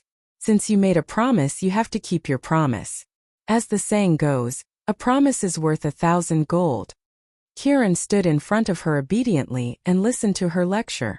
From time to time, it rubbed its big head against the corner of her clothes. Even though Ning Xuema's anger was overflowing to the heavens, it was completely wiped away by him. She finally stopped talking and glanced at him. The little guy was really obedient now. It blinked its big eyes and looked at her. When she stopped talking, it seemed to want more. Master, what else? Ning Xuema was speechless. Little apple, don't you hate me for scolding you like this? Kieran shook his head. No, I don't. I know you're only saying that for my own good. After all these years, I can't find anyone to say that to me. They all hate me. When he said the last sentence, his tone became gloomy. Ning Xuema wasn't a soft-hearted person. At this moment, looking at the little Qilin, her mood couldn't help but soften. She raised her hand and patted its head. Don't be sad. You have me in the future. The little Qilin fiercely nodded its big head and looked at her eagerly. Then, have you forgiven me? Don't make the same mistake again. Yes, I won't do it again. Kieran promised. Ning Xuema couldn't help but rub its head again. You really look like my mother. Kieran rubbed her hand. Ning Xuema. She was stunned.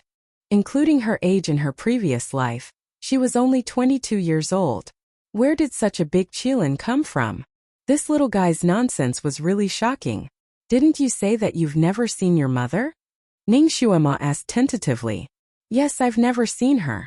No, I've seen her before. But I was too young to remember. I don't remember what she looked like. There was some regret in the little Qilin's voice. Its pair of beautiful big eyes looked at Ning Xuema again. However, in my imagination, my mother should be as beautiful and magnanimous as you. You would scold me if I did something wrong and praise me if I did something right.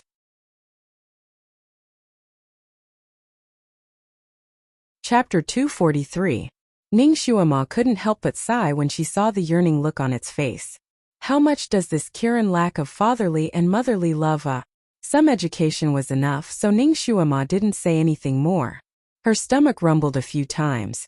Kieran heard it and immediately said, Master, are you hungry? Why don't we roast the demon tiger meat? Let's roast it and eat it to vent your anger.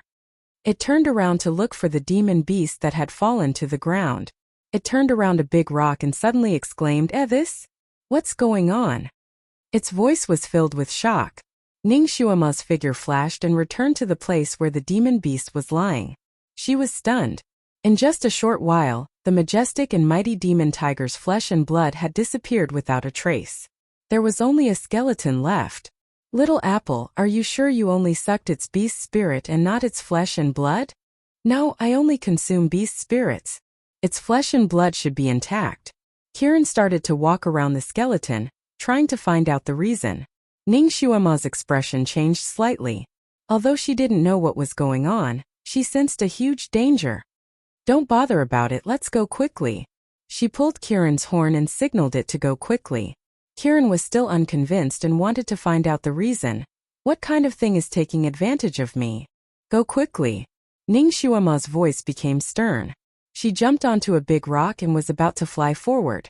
There was a loud rumbling sound under her feet, as if there was a sudden earthquake. Countless big rocks shook violently. In the blink of an eye, a huge black hole appeared on the ground. The little Qilin was standing there and it was caught off guard. With a shriek, it fell straight into the hole. Little apple. The big rock under Ning Xuema's feet also rolled forward a few times. Luckily, she was quick and flew away in time. Everything happened in an instant. Ning Xuema didn't have enough time to grab the little Qilin. She could only watch helplessly as it fell into the pitch-black hole that she couldn't see the bottom of. The earthquake hadn't stopped yet. Countless boulders were rolling towards the hole. Master! Master! Kieran's cries came faintly from the big hole. She was like a frightened child, helpless and miserable. Don't abandon me. Ning Xuema's mind exploded as number two's face flashed across her mind. She would never watch her companion die in front of her again, even if it was just a Kirin. Almost without thinking, she jumped into the big hole as well. That hole was not as deep as she had imagined. Ning Xuema relied on the heavenly silkworm's entanglement to descend for about 20 to 30 meters before she finally stepped on solid ground. Above her, rocks continued to tumble down. The momentum was astonishing. Under such circumstances, she couldn't jump forward. Ning Xuema could only dodge the boulders while calling out Kirin's name. Master!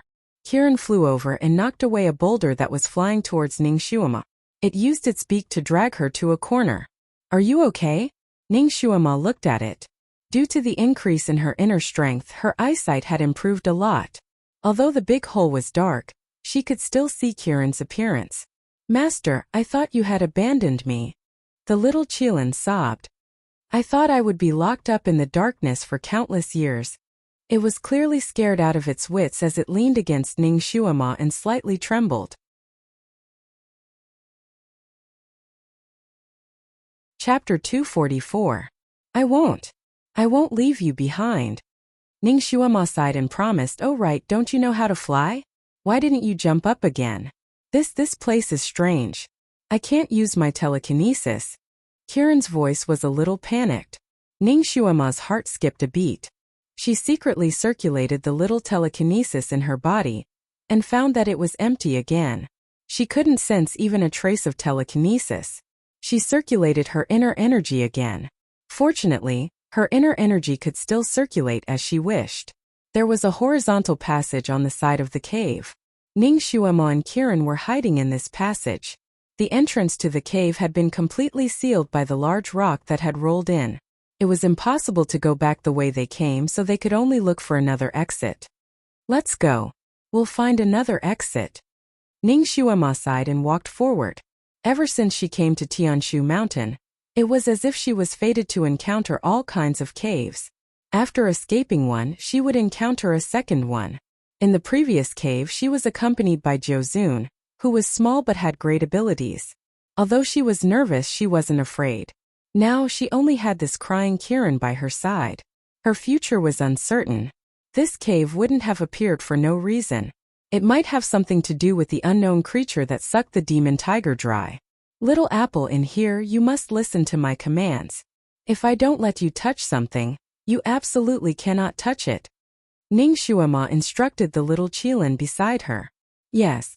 Kirin also knew that it had implicated its master again. It felt very guilty and didn't dare to raise its head. If you don't want to implicate your friends, think of a way to make yourself stronger. Become a real divine beast. Ning Xuema's voice was faint. Kirin's expression was too transparent. All its thoughts were written on its face. Ning Xuema naturally saw it clearly. Kirin raised its head and clenched its little paws on the ground. I want to become stronger. It told itself in its heart. It wanted to become a divine beast that could protect its master at all times, and not let its master protect it all the time. It took a few steps forward and rushed ahead. Master, I'll scout the way. My nose is very sensitive. Its nose was the most sensitive. If there was any danger ahead, it would be able to sense it in advance. Okay, I'll leave the scouting to you. Ning Xuema agreed readily. She had to train Kirin's sense of responsibility. Kirin seemed to have grown up a lot. He was still afraid, but fear could not solve any problems. He had to overcome his fear. This passageway was crooked, going up and down at times. It was not easy to walk. Fortunately, there were no other dangers. The man and the beast didn't encounter any attacks along the way. It was too peaceful for them to reach the end of the road. There was a tall jade door at the end. The jade was white marble with intricate patterns engraved on it, emitting a faint white light. Could this be the tomb of some noble? Ning Xuema looked at the door and pondered. She felt that the door looked like the door of a tomb. She recalled the terrain of the 8th summit. As she had just arrived at the 8th summit not long ago, she did not have the time to observe anything. She only vaguely felt that this place was a trap. It shouldn't be a good cave. Moreover, the 8th summit was so dangerous.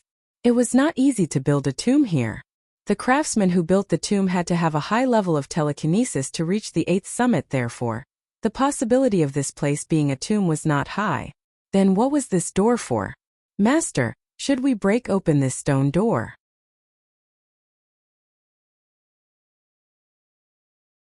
Chapter 245. Ning Xuema nodded. Of course we have to open it. But we can't knock into it. I'm afraid there's a trap. Wait a minute. Let me take a look. They had no other way out, so they had to open the jade door first. There was indeed a trap on the jade door. Fortunately, Ning Xuema was an expert when it came to traps. She touched and knocked on the jade door and pressed it with her finger from time to time. After a while there was a rumbling sound, and the jade door automatically opened to both sides. Candlelight instantly flowed out. The moment the jade door opened, Ning Xuema pulled Kiran to hide in a corner. They stood in a place that was easy to defend and hard to attack. They were guarding against any sneak attacks from inside. The moment she saw the candlelight, she was slightly stunned. How could there be candlelight in this place? She held her breath and waited for a moment. The candlelight was warm, and nothing scary jumped out. Only then did she try to enter the jade door with the little Qilin. However, after she saw everything inside, she was stunned. Inside the jade door was a hall. There were candlesticks on both sides of the hall. There was black grease in the candlesticks, and a wick was lying in the grease. Only a small part of the wick was burning with a faint yellow flame. Ning Xuema looked at the grease and knew that it was the legendary Sharkman's lamp that would not be extinguished for thousands of years. The decoration of the hall was very simple. There was no table or chair. There was only a cloud bed in the middle of the hall, and on the cloud bed was a translucent coffin. Ning Xuema couldn't help but sigh when she saw the coffin. It turned out that this was a tomb. However, the structure of this tomb was too simple. Even the tombs of landowning households were more complicated than this. Her gaze fell on the coffin, and her heart skipped a beat. A crystal coffin. She actually saw a priceless crystal coffin in such a simple tomb. The crystal coffin was also engraved with complicated patterns. The patterns were a little strange, like groups of yin and yang fishes intertwined together. Ning Xuema had never seen such patterns before. He could only faintly feel that this pattern had an ancient and mysterious aura. A chain as thick as a finger extended from each of the four corners of the coffin and the center of the coffin lid. The chains also seemed to be carved out of crystal.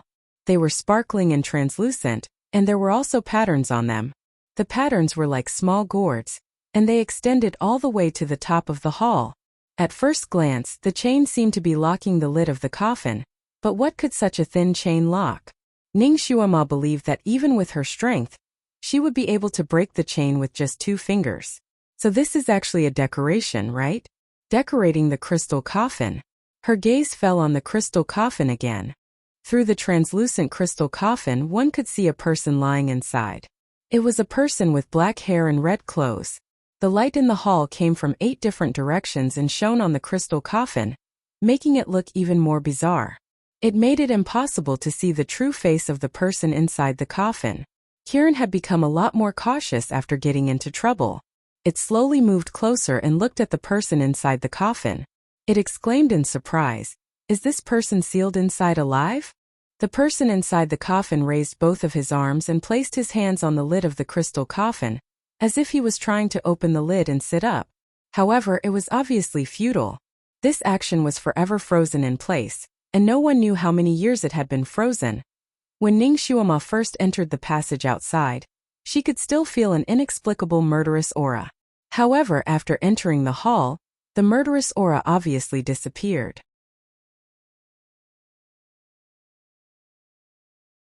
Chapter 246. This was clearly a cold underground tomb, but she actually felt a trace of inexplicable warmth in this hall. She slowly walked forward and carefully looked at the person in the coffin. Her heart skipped a beat. This time, she finally saw the face of the person in the coffin. It was a man. Moreover, it was an extremely handsome man. His skin was like jade, his eyebrows were like a painting slanted to his temples, his eyes were closed, his eyelashes were curled, his nose was high, and his light red lips were slightly pursed. His lying posture was very peaceful. Not like he was dead, but like he was sleeping soundly. It seemed that as long as he gently patted the coffin lid, he would be able to sit up and talk to someone. and beside him, there was a water-blue guqin. The body of the guqin seemed to be made of jade. Under the reflection of the candlelight outside the coffin, it flashed with a wave-like luster. It also reflected the person in the coffin as if he was lying in water, his body rippling. Kieran's eyes lit up.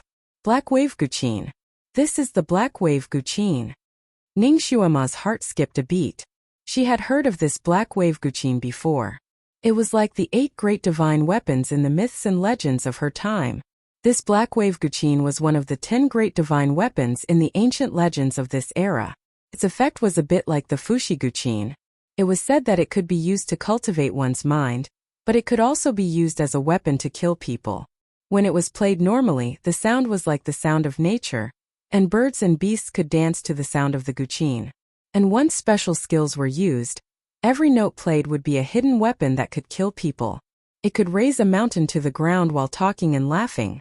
It was also said that if the person playing the guqin reached the peak, they could attract the water of the underworld, drown everything in the world, and turn the entire earth into a vast ocean. It was said that this black wave guqin was once a treasure of the immortal world. Later, it fell into the hands of the demon ancestor, and became the tool that the demon ancestor used to destroy the world. Like many myths and legends, evil could not prevail over good. The demon ancestor who wanted to destroy the world was eliminated by the immortals, and the black wave guqin was also annihilated without a trace. Of course, these were all fragments of legends recorded in ancient books. Any legend would be greatly discounted, and most of them were exaggerated. So Ning Xuema always had the attitude of looking at these legends and did not believe them at all. He thought it was just a story written by some ancestor to fool the later generations. Just like those mythical characters in China's ancient legends, who would believe that these people really existed? He just didn't expect that the zither in the myths and legends would actually appear here. She looked at the guqin from top to bottom. This thing can attract the water of the netherworld when played? Bullshit. Perhaps there was some psychokinesis in the zither, and it could be used as a weapon to kill people. Thus, some people started to make it sound like a legend. However, since the zither was said to be so awesome, it must be a good treasure. She also happened to like playing the zither. If she could get this thing out and bring it back, it would be a worthwhile trip. He had narrowly escaped death in the Heavenly Book Mountain for so long, but he had yet to obtain anything good. What a waste! Kieran was also very happy. It was regretting that it had caused its master to fall into this place. Now that it saw this treasure, it immediately became excited and urged, "Master, you have to find a way to get this zither back. It will definitely become a magic weapon that you carry around with you.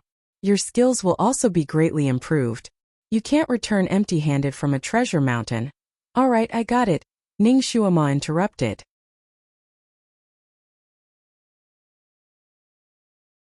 Chapter 247. She was still cautious. She first circled around the crystal coffin to see if there were any inscriptions or something like that. She wanted to know who was inside the coffin. But after circling around twice, she didn't find anything. She stood in front of the crystal coffin for a while and closed her eyes. All the cells in her body were activated to detect the aura around her. The aura around her was very warm and pure. She couldn't sense any danger. Kieran also said, "There's no danger here. There's no evil aura at all.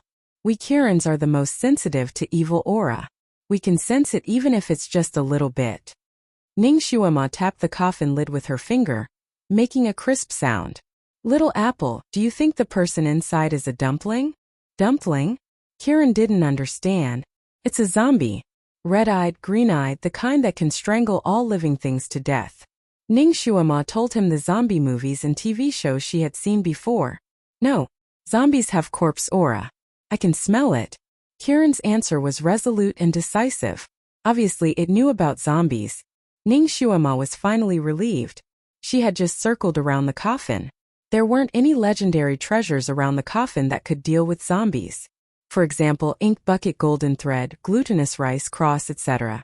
This meant that the person inside the crystal coffin wasn't sealed as a zombie.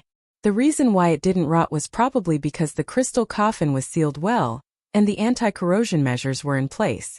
She could tell just by looking at the zither inside. The zither was so bright, and even the paint on it was flawless. It could be seen that the anti-corrosion technology was high-end. She was an expert in opening mechanisms, but she circled around the crystal coffin 7 or 8 times and still couldn't find a crack to open it. The coffin lid and the coffin body seemed to be one. They were completely fused together.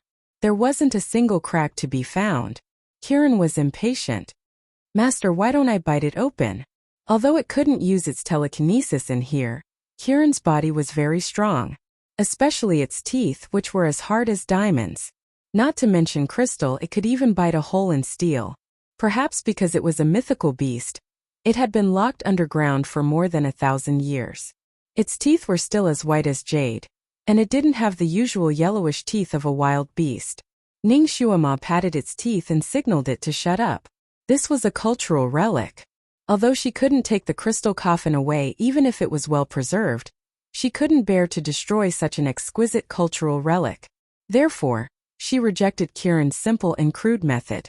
Instead, she wandered around and adjusted the angle of the surrounding candles from time to time, allowing their light to reflect on the surface. But no matter which angle it was, the light refracted by the crystal coffin was the same, and there was no flaw in it. Kieran squatted beside her and watched her work. It was a little bored and looked at the thin chains on the crystal coffin. It was not allowed to gnaw on the crystal coffin, but it should be fine for it to gnaw on the thin chains, right? It wanted to grind its teeth. It shook its head and wagged its tail as it walked forward. First, it used its claws to pull at the thin chains. The thin chains collided with each other and made a tinkling sound, like a string of wind chimes ringing in the wind. The sound was so nice. Kieran pulled at the chains one by one, and each chain made a different sound. Some were like the gurgling of a stream, some were like the blowing of the wind, and some were like pearls falling on a jade plate.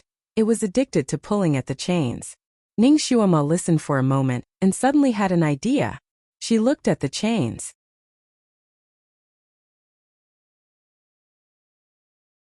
Chapter 248. There were a total of 5 chains, and the zither strings in the crystal coffin also had 5 strings. The sound of each chain was like a musical note. Could it be that these chains could also play some kind of music? She let the little Qilin stand to one side first, while she tried to fiddle with these crystal chains. She originally knew how to play the guqin, and at this moment, the sound of these fine chains was so heavenly. Unconsciously, she used these fine chains to play an ancient tune called Homecoming Song. The music sounded in the hall. She felt something in her heart, and when she played, she couldn't help but think of her hometown, the friends, and the family she would never see again. This song was originally somewhat sorrowful, and when she played it in such a state of mind, it became even more sorrowful. Each note seemed to be alive as it wandered around the hall, circling around. The surrounding candlelight swayed with the notes, as if they were dancing to the music.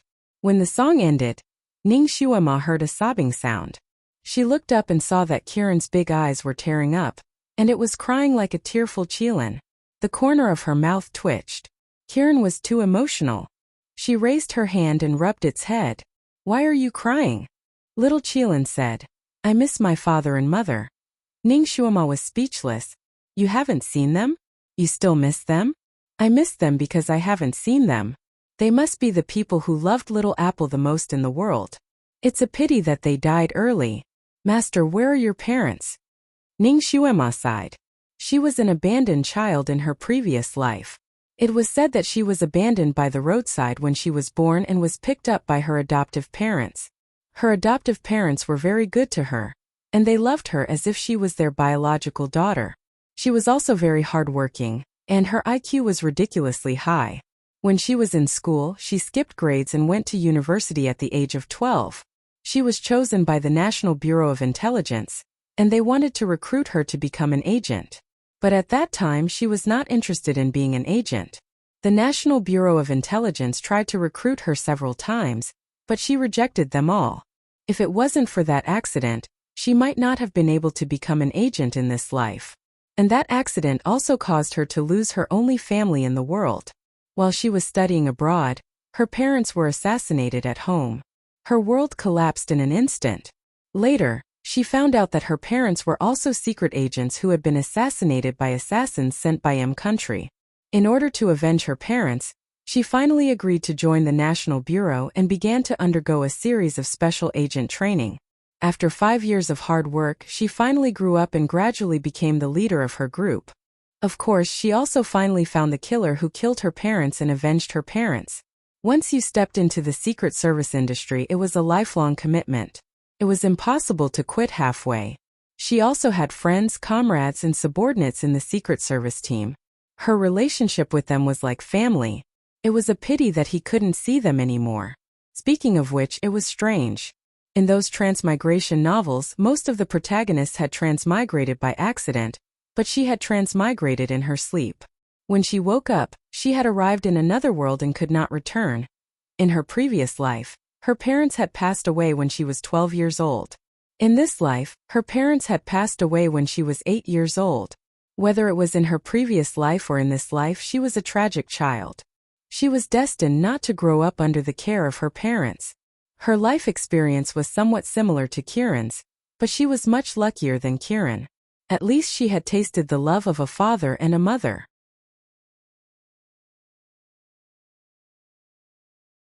Chapter 249. She had a similar background as Kieran, but she was much luckier than Kieran.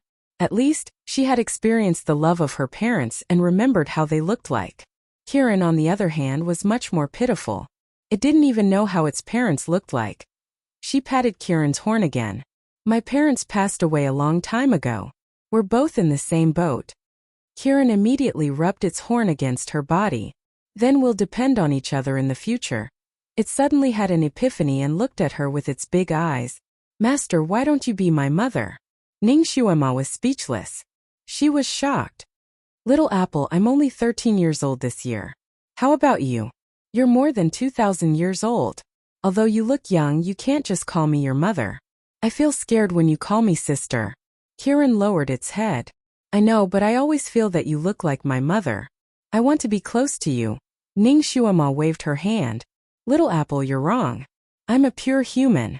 I don't have any Kieran blood. I won't look like your mother no matter what. Even in my previous life, my soul doesn't belong to this era. Even if there was a previous life, it would be in our era. I won't be reincarnated as a Kieran in this world. My mother isn't a Kieran. My father is. Kieran argued. Then what is your mother? Kieran is a hybrid? I don't know. Kieran shook its head sadly. I don't know. My people are very secretive about my mother. They only say that she's an evil woman. But I believe that my mother is a good person. She's definitely not a bad person. In the eyes of a child, parents were naturally the best people. They couldn't tolerate others saying anything bad about them. So Kieran was the same. It would fight with anyone who said anything bad about its mother. It didn't have any playmates in the entire Kieran tribe. In the end, it was chased out. Ning Xuema understood its feelings very well, so she stroked its horn to comfort it. She looked at the crystal chains again and nodded with a sigh. The person who made this crystal coffin was also an elegant person. I didn't expect that these chains could play music. There are cracks on the coffin lid. She carefully observed the crack. The shape of the crack was like a tree with twigs and leaves. Could it be that the mechanism was on this tree? Ning Xuema lowered her head to study the tree again. All her attention was on the coffin lid. She didn't notice that the eyelashes of the red-clothed man who had been lying quietly in the coffin fluttered slightly, like the fluttering wings of a butterfly. Ning Xuema's fingers were caressing the tree, while the red-clothed man's palm was also pressing against the tree. Separated by the nearly transparent coffin lid, the two people's palms overlapped from time to time. Ning Xuema naturally noticed the pair of hands as well. The fingers on the pair of hands were slender and perfectly curved. Under the contrast of the crystal, they were as sparkling and translucent as mutton fat jade. It was a pair of beautiful hands. In her era, these hands could be used as a hand model. Oh, this person was also very good-looking. He was a standard little fresh meat with picturesque features. It was hard to tell if he was a man or a woman. If Ning Xuema didn't see his Adam's apple and his tall and straight figure, she would probably think that he was a beauty too. This person must have been a demon who brought disaster to the country when he was alive, right? With such a beautiful appearance, who knew how many young girls' hearts were tied to the corner of his robe? It's a pity to die here at such a young age.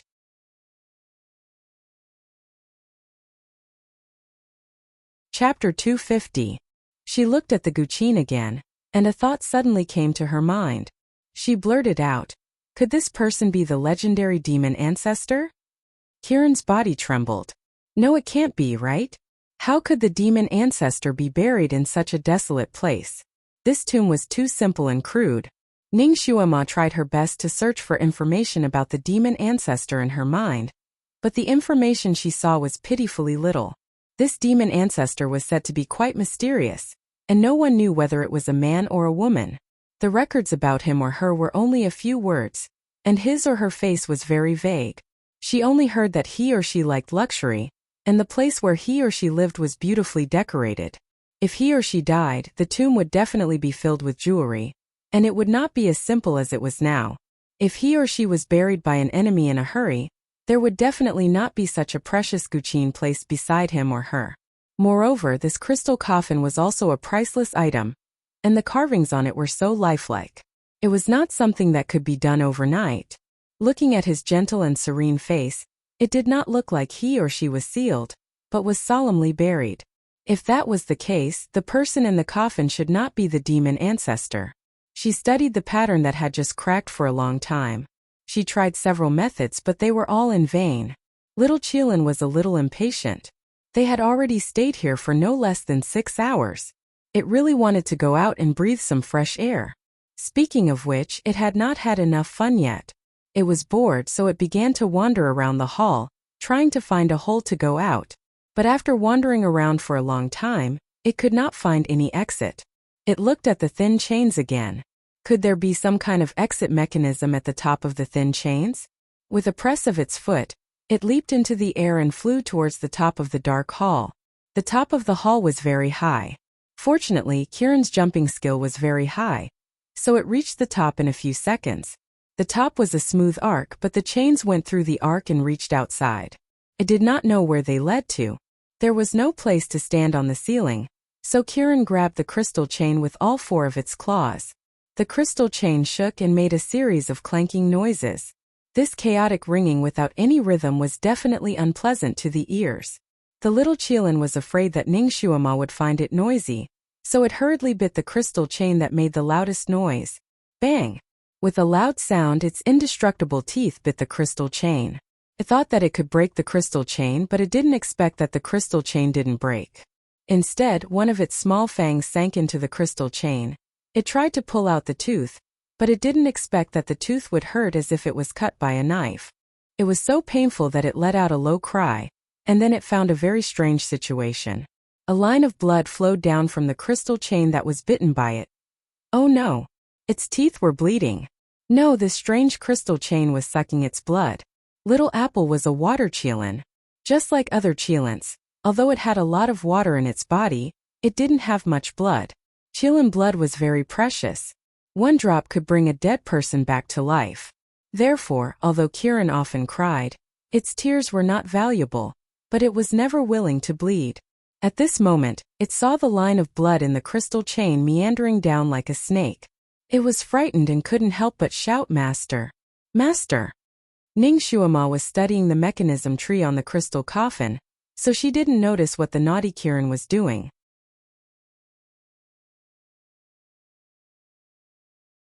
Chapter 251. It jumped up and shook the crystal chain. Lin Sanjiu thought it was just being naughty and ignored it. Suddenly, Lin Sanjiu heard Kieran's cry. She looked up and was shocked to see blood flowing down the crystal chain. Lin Sanjiu jumped up and climbed up the crystal chain in the blink of an eye. Seeing Kieran's appearance, Lin Sanjiu was both angry and amused. "Why did you bite it? Master, quickly break this damn chain. It's sucking my blood." Kieran's 4 claws were shaking. "Who told you to bite it?" Ning Xuema patted its head. Kieran was too naughty. She should teach it a lesson first. Needless to say, its teeth were broken when it bit the crystal chain. Lin Sanjiu didn't expect the crystal chain to be hollow. If blood flowed down, it would definitely flow down. Lin Sanjiu was not surprised. "Master, it's really sucking my blood. My own blood won't flow out so fast. I can feel it sucking. Boo-hoo, I'm going to die." Kieran cried again.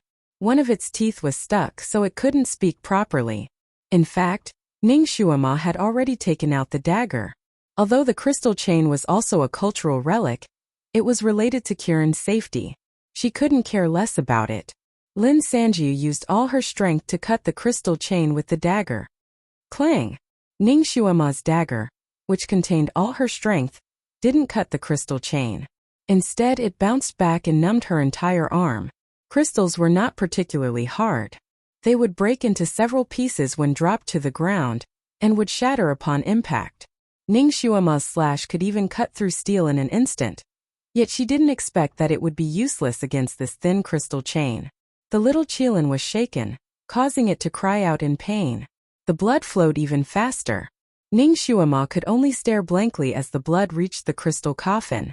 It seeped into the cracks on the lid and faintly seeped into the palms of the person inside the coffin. This coffin was strange. Or rather, the person in the coffin was strange. Could there be a sealed vampire inside? Help, Master. I'm going to die. Kiran's body trembled even more, and he could barely hold on to the chains with his limbs. If it continued to bleed like this, it would bleed to death within a quarter of an hour. Ning Xuema made a prompt decision. Little apple, bear with it.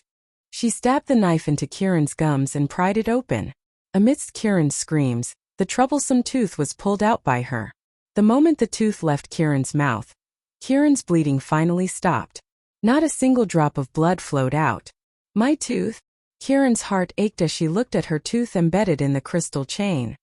If you lose your teeth, they'll grow back. If they don't grow back, I'll get you a fake tooth when I get back. We can't stay here any longer. Let's go. Ning Xuema patted Kiran's head and jumped down. Kiran didn't dare to delay and jumped down as well. The moment they landed, they heard a cracking sound from the crystal coffin. The tree pattern on the coffin was completely dyed red by Kiran's blood, and the side of the coffin lid suddenly split open. Then, the lid of the coffin slid to the side as if it was pushed by an invisible hand. The red-clothed, black-haired man in the coffin slowly sat up. Did he come back to life? The scales on Kiran's body almost stood up. Ning Xuema also held the dagger in her hand tightly and was ready to fight. She began to consider if she should pounce on him and stab him.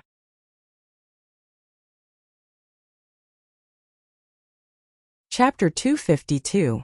The man in red slowly opened his eyes. Ning Xuema's heart skipped a beat. This man's eyeballs were actually a deep jade color, like a jade wave rippling with light. Finally, you're out. The man stretched his arms, then closed his eyes slightly, as if he was sensing something, and sighed softly. The air outside is so fresh. His voice was like a breeze, like a flowing spring, like a flower gently floating on the water, like the gentle call of a lark in the valley, indescribably gentle and appropriate. We saved you. Kiran opened her mouth to take credit. The man's voice was too gentle and magnetic, making people feel that he was easy to talk to. Oh really? That's great. The man's eyes finally fell on the woman and the beast. He slowly got up from the coffin, slowly stepped out, his movements graceful like a poem. His red clothes were like the rays of the sun on the horizon. There was no wind in the hall, but his red clothes fluttered with his movements. You will repay us, right? Kiran asked again. Such a man was as warm as the spring breeze in March, making people feel no hostility towards him. Therefore, Kiran's conditions were very smooth. Of course, the man in red smiled like a blooming flower, slowly blooming in the spring breeze. I can let you choose how you want to die. Kiran? Its eyes widened. Are you kidding me? We're the ones who saved you. You want to kill us? The man in red's eyes were like spring water as he stared at Kiran. It's because you saved me that I let you make your own choice. You can choose a less painful way to die. Otherwise, why would I talk so much nonsense with you? Kiran. It was going crazy with anger. You repay kindness with ingratitude. You pervert. You want to kill your savior. The man in red stretched out his 10 fingers like spring onions, as if he wanted to pat Kiran's head. Little thing, a savior is meant to be killed. Don't tell me you want her to use this to threaten you?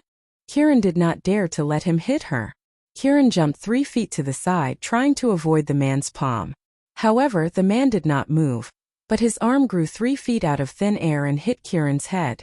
Kiran shuddered. Her hand, which looked so tender and soft, was actually as cold as ice. Fortunately, the man only patted Kieran lightly. Apart from the cold, he did not cause any other harm to Kieran. However, what he said at the end made Kieran's worldview crumble. It arched its body and assumed an attacking posture. I won't let you kill us. It's not certain who will kill who. It bared its fangs threateningly, and all the scales on its body stood up. Oh, looks like you've chosen to fight to the death. Good, you have some backbone. The red-robed man smiled and his 10 fingers slowly curled. Are you the demon ancestor? Ning Shuama finally spoke. Her voice was indifferent and cold, as if she was not surprised that he would repay kindness with ingratitude. The red-robed man's gaze finally fell on Ning Shuama, and he sized her up. Your dying wish is to know who I am? Ning Shuama smiled slightly. I think you don't know who you are either.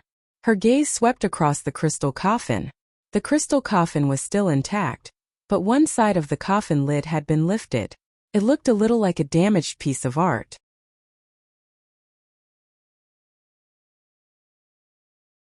Chapter 253. A dark light flashed across the man's eyes. Why do you think so? His eyes became even more focused, like sparkling waves that could drown a person in them. Ning Shuama smiled lazily. Then can you tell me who you are? I am. The man in red choked slightly then smiled. I was almost tricked by a little girl like you. Why should I tell you who I am? His eyes turned again. However, if this is your dying request, I can tell you. Ning Shuama shook her head. I have no interest in who you are. That's a pity. The man shook his head. Then I'll have to let you choose how you want to die. Although we saved you, we don't need you to repay us. We can mind our own business and pretend that we don't know each other. How about that? Ning Shuama stated her request. This man was obviously not an ordinary person. Although he had a smile on his face, the powerful aura that he exuded was extremely shocking. At first glance, it was obvious that he was a ruthless character who could kill millions of soldiers with a smile. It was obviously not wise to go against such a person, so Ning Shuama began to retreat in order to advance. No. The man shook his head. Then you'll break my vow. What vow? Ning Shuama began to have a bad feeling. The man in red slowly walked in front of the crystal coffin, and his slender fingers gently touched the lid of the coffin. Alright, in order to let you know when you die, I'll tell you. I've been trapped in this crystal coffin for at least 2,000 years. When I found out that I was trapped in here, I made a promise in my heart that if anyone saved me in the next 1,000 years, I would give them countless treasures and make them the richest person in the world. However, no one came to save me. Ning Shuama. The man in red sighed again. 1,000 years passed, so I made another promise. If anyone could save me in the next 1,000 years, not only would I give them countless treasures, I would also give them the most respected position. I would treat them as my master and listen to their orders. Unfortunately, no one came to save me.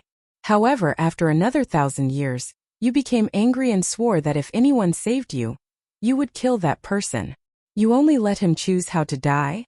Ning Shuama continued on his behalf. A hint of surprise flashed through the red-clothed man's eyes. Not bad. Little girl, you're really smart.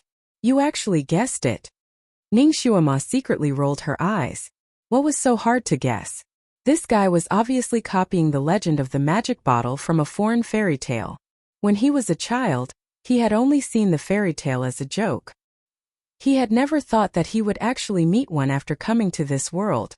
Was it true that fairy tales came from real life? Since you've already guessed it, it saves me a lot of effort. Now you can choose how you want to die.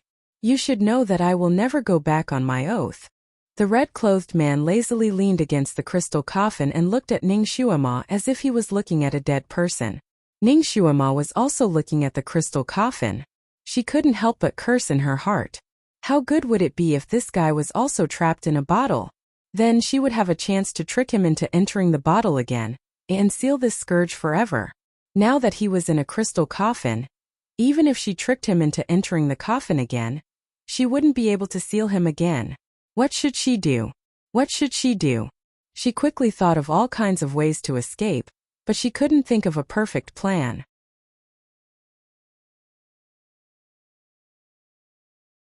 Chapter 254. Kieran was furious. This is the first time I've heard of someone making such an oath. However, it won't be easy for you to kill us. We still don't know who will die in whose hands. It charged towards the red-clothed man. Ning Xuema's heart was startled. The red-clothed man kept talking nonsense without any intention of attacking, because he was trying to figure out their real strength. Kiran's move had exposed his true strength. They were in trouble. In the time it took for her to think, the red-clothed man didn't dodge the little Qilin's attack. Instead, he lifted his sleeve slightly, and a pale golden light shot out from his palm. It went straight for the little Qilin's head. The moment it got close to the little Qilin, the pale golden light transformed into a sharp sword. Why couldn't she and Kiran use their telekinesis, but this man could? It was not fair. Ning Xuema shouted, "Dodge to the right." At the same time, the dagger in her hand flew out like a bolt of lightning, directly colliding with the pale golden phantom sword. Chi! With a soft sound, Ning Xuema's indestructible dagger turned into powder and scattered all over the ground. Her dagger! Ning Xuema furrowed her thin brows in pain. Fortunately, Kiran blocked the faint golden sword because of her move. It was able to dodge in time and its head was not cut open. Ning Xuema's dagger wasn't able to completely block the light golden sword's attack. After the light shattered Ning Xuema's dagger, it didn't lose any momentum and continued to strike the stone wall where the little Qilin was standing. Boom! With a loud sound, half of the stone wall collapsed and countless rocks rolled down. The sound was shocking. The little Qilin shuddered. If it was not for Ning Xuema's reminder, the sword would have hit its head. It was afraid that the man did not need to make another move. It would have been cut in half and died here. This man just casually made a move, but it was so powerful. No wonder he was so arrogant and asked them to choose how to die. Could he really be the legendary demon ancestor? Kiran took 2 steps back, not daring to attack blindly. It tried to activate the psychokinesis in its body. Damn it! He still couldn't use any of it. It seemed that it and its master were doomed today. If it had known earlier, it wouldn't have urged its master to get that Guqin. Kiran was filled with regret. Little girl, you're quite capable. You were actually able to block my attack. The man looked at Ning Xuema and smiled elegantly. I'm a little reluctant to kill you. Since you can't bear to, then just don't kill him. Ning Xuema also smiled. In fact, she was not sure, but on the surface, she remained calm and did not show any signs of fear or nervousness. That won't do. I've always been a man of my word. The red-robed man shook his head. His tone was gentle, as if he was also helpless. So you're saying that you must make a move against us today? Ning Xuema simply sat down on a large rock and looked at him with a smile. His attitude was even more relaxed and calm, as if he had a card up his sleeve. I'm afraid so. The red-robed man sighed. His eyes turned slightly, looking at her and then at Kiran.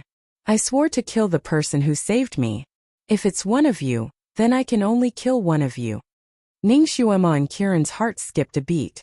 The man smiled brightly like a blooming flower. Tell me who saved me.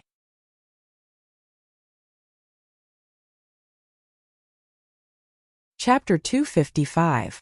Kiran was stunned.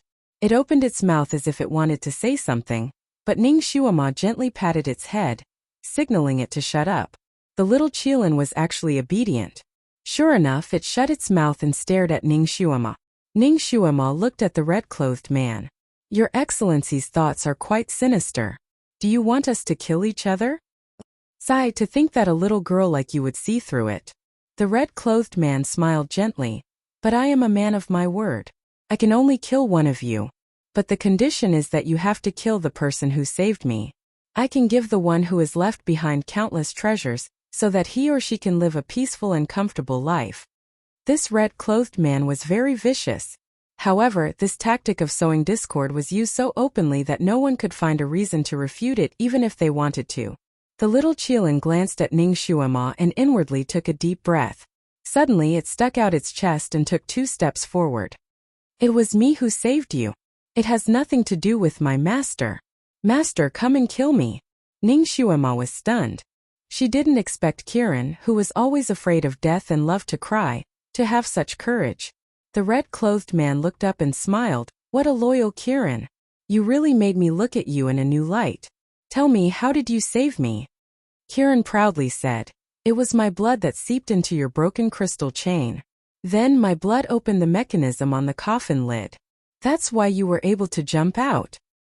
Oh, the Kirin's blood is indeed one of the conditions to open my seal. The red-clothed man nodded. But as far as I know, there is another condition to open the seal. That is, you need to use the heaven-locking chain to play a beautiful song. Then the Kirin's blood will appear on the coffin lid. Was it you who used the chain to play the song? Kirin was stunned. It turned out that it was so troublesome to open the seal. And they had bumped into the right person. It also threw caution to the wind. Yes, it was me who used this broken chain to play the song. I didn't know it had this function. It was the one who messed with the chain to make the song, so it didn't think it was lying. The red-clothed man shook his head and looked at Ning Xuema. Little girl, what do you think? Ning Xuema smiled and asked, do you believe what it said? Of course not. The red-clothed man shook his head and slowly looked at Kirin's claws. Its claws can't play music. Ning Xuema didn't say anything when the little Qilin jumped up. Nonsense. Who said I can't play it? Do you want me to play one song for you? It leaped up and scurried to the coffin lid, using its small claws to fiddle with the chains.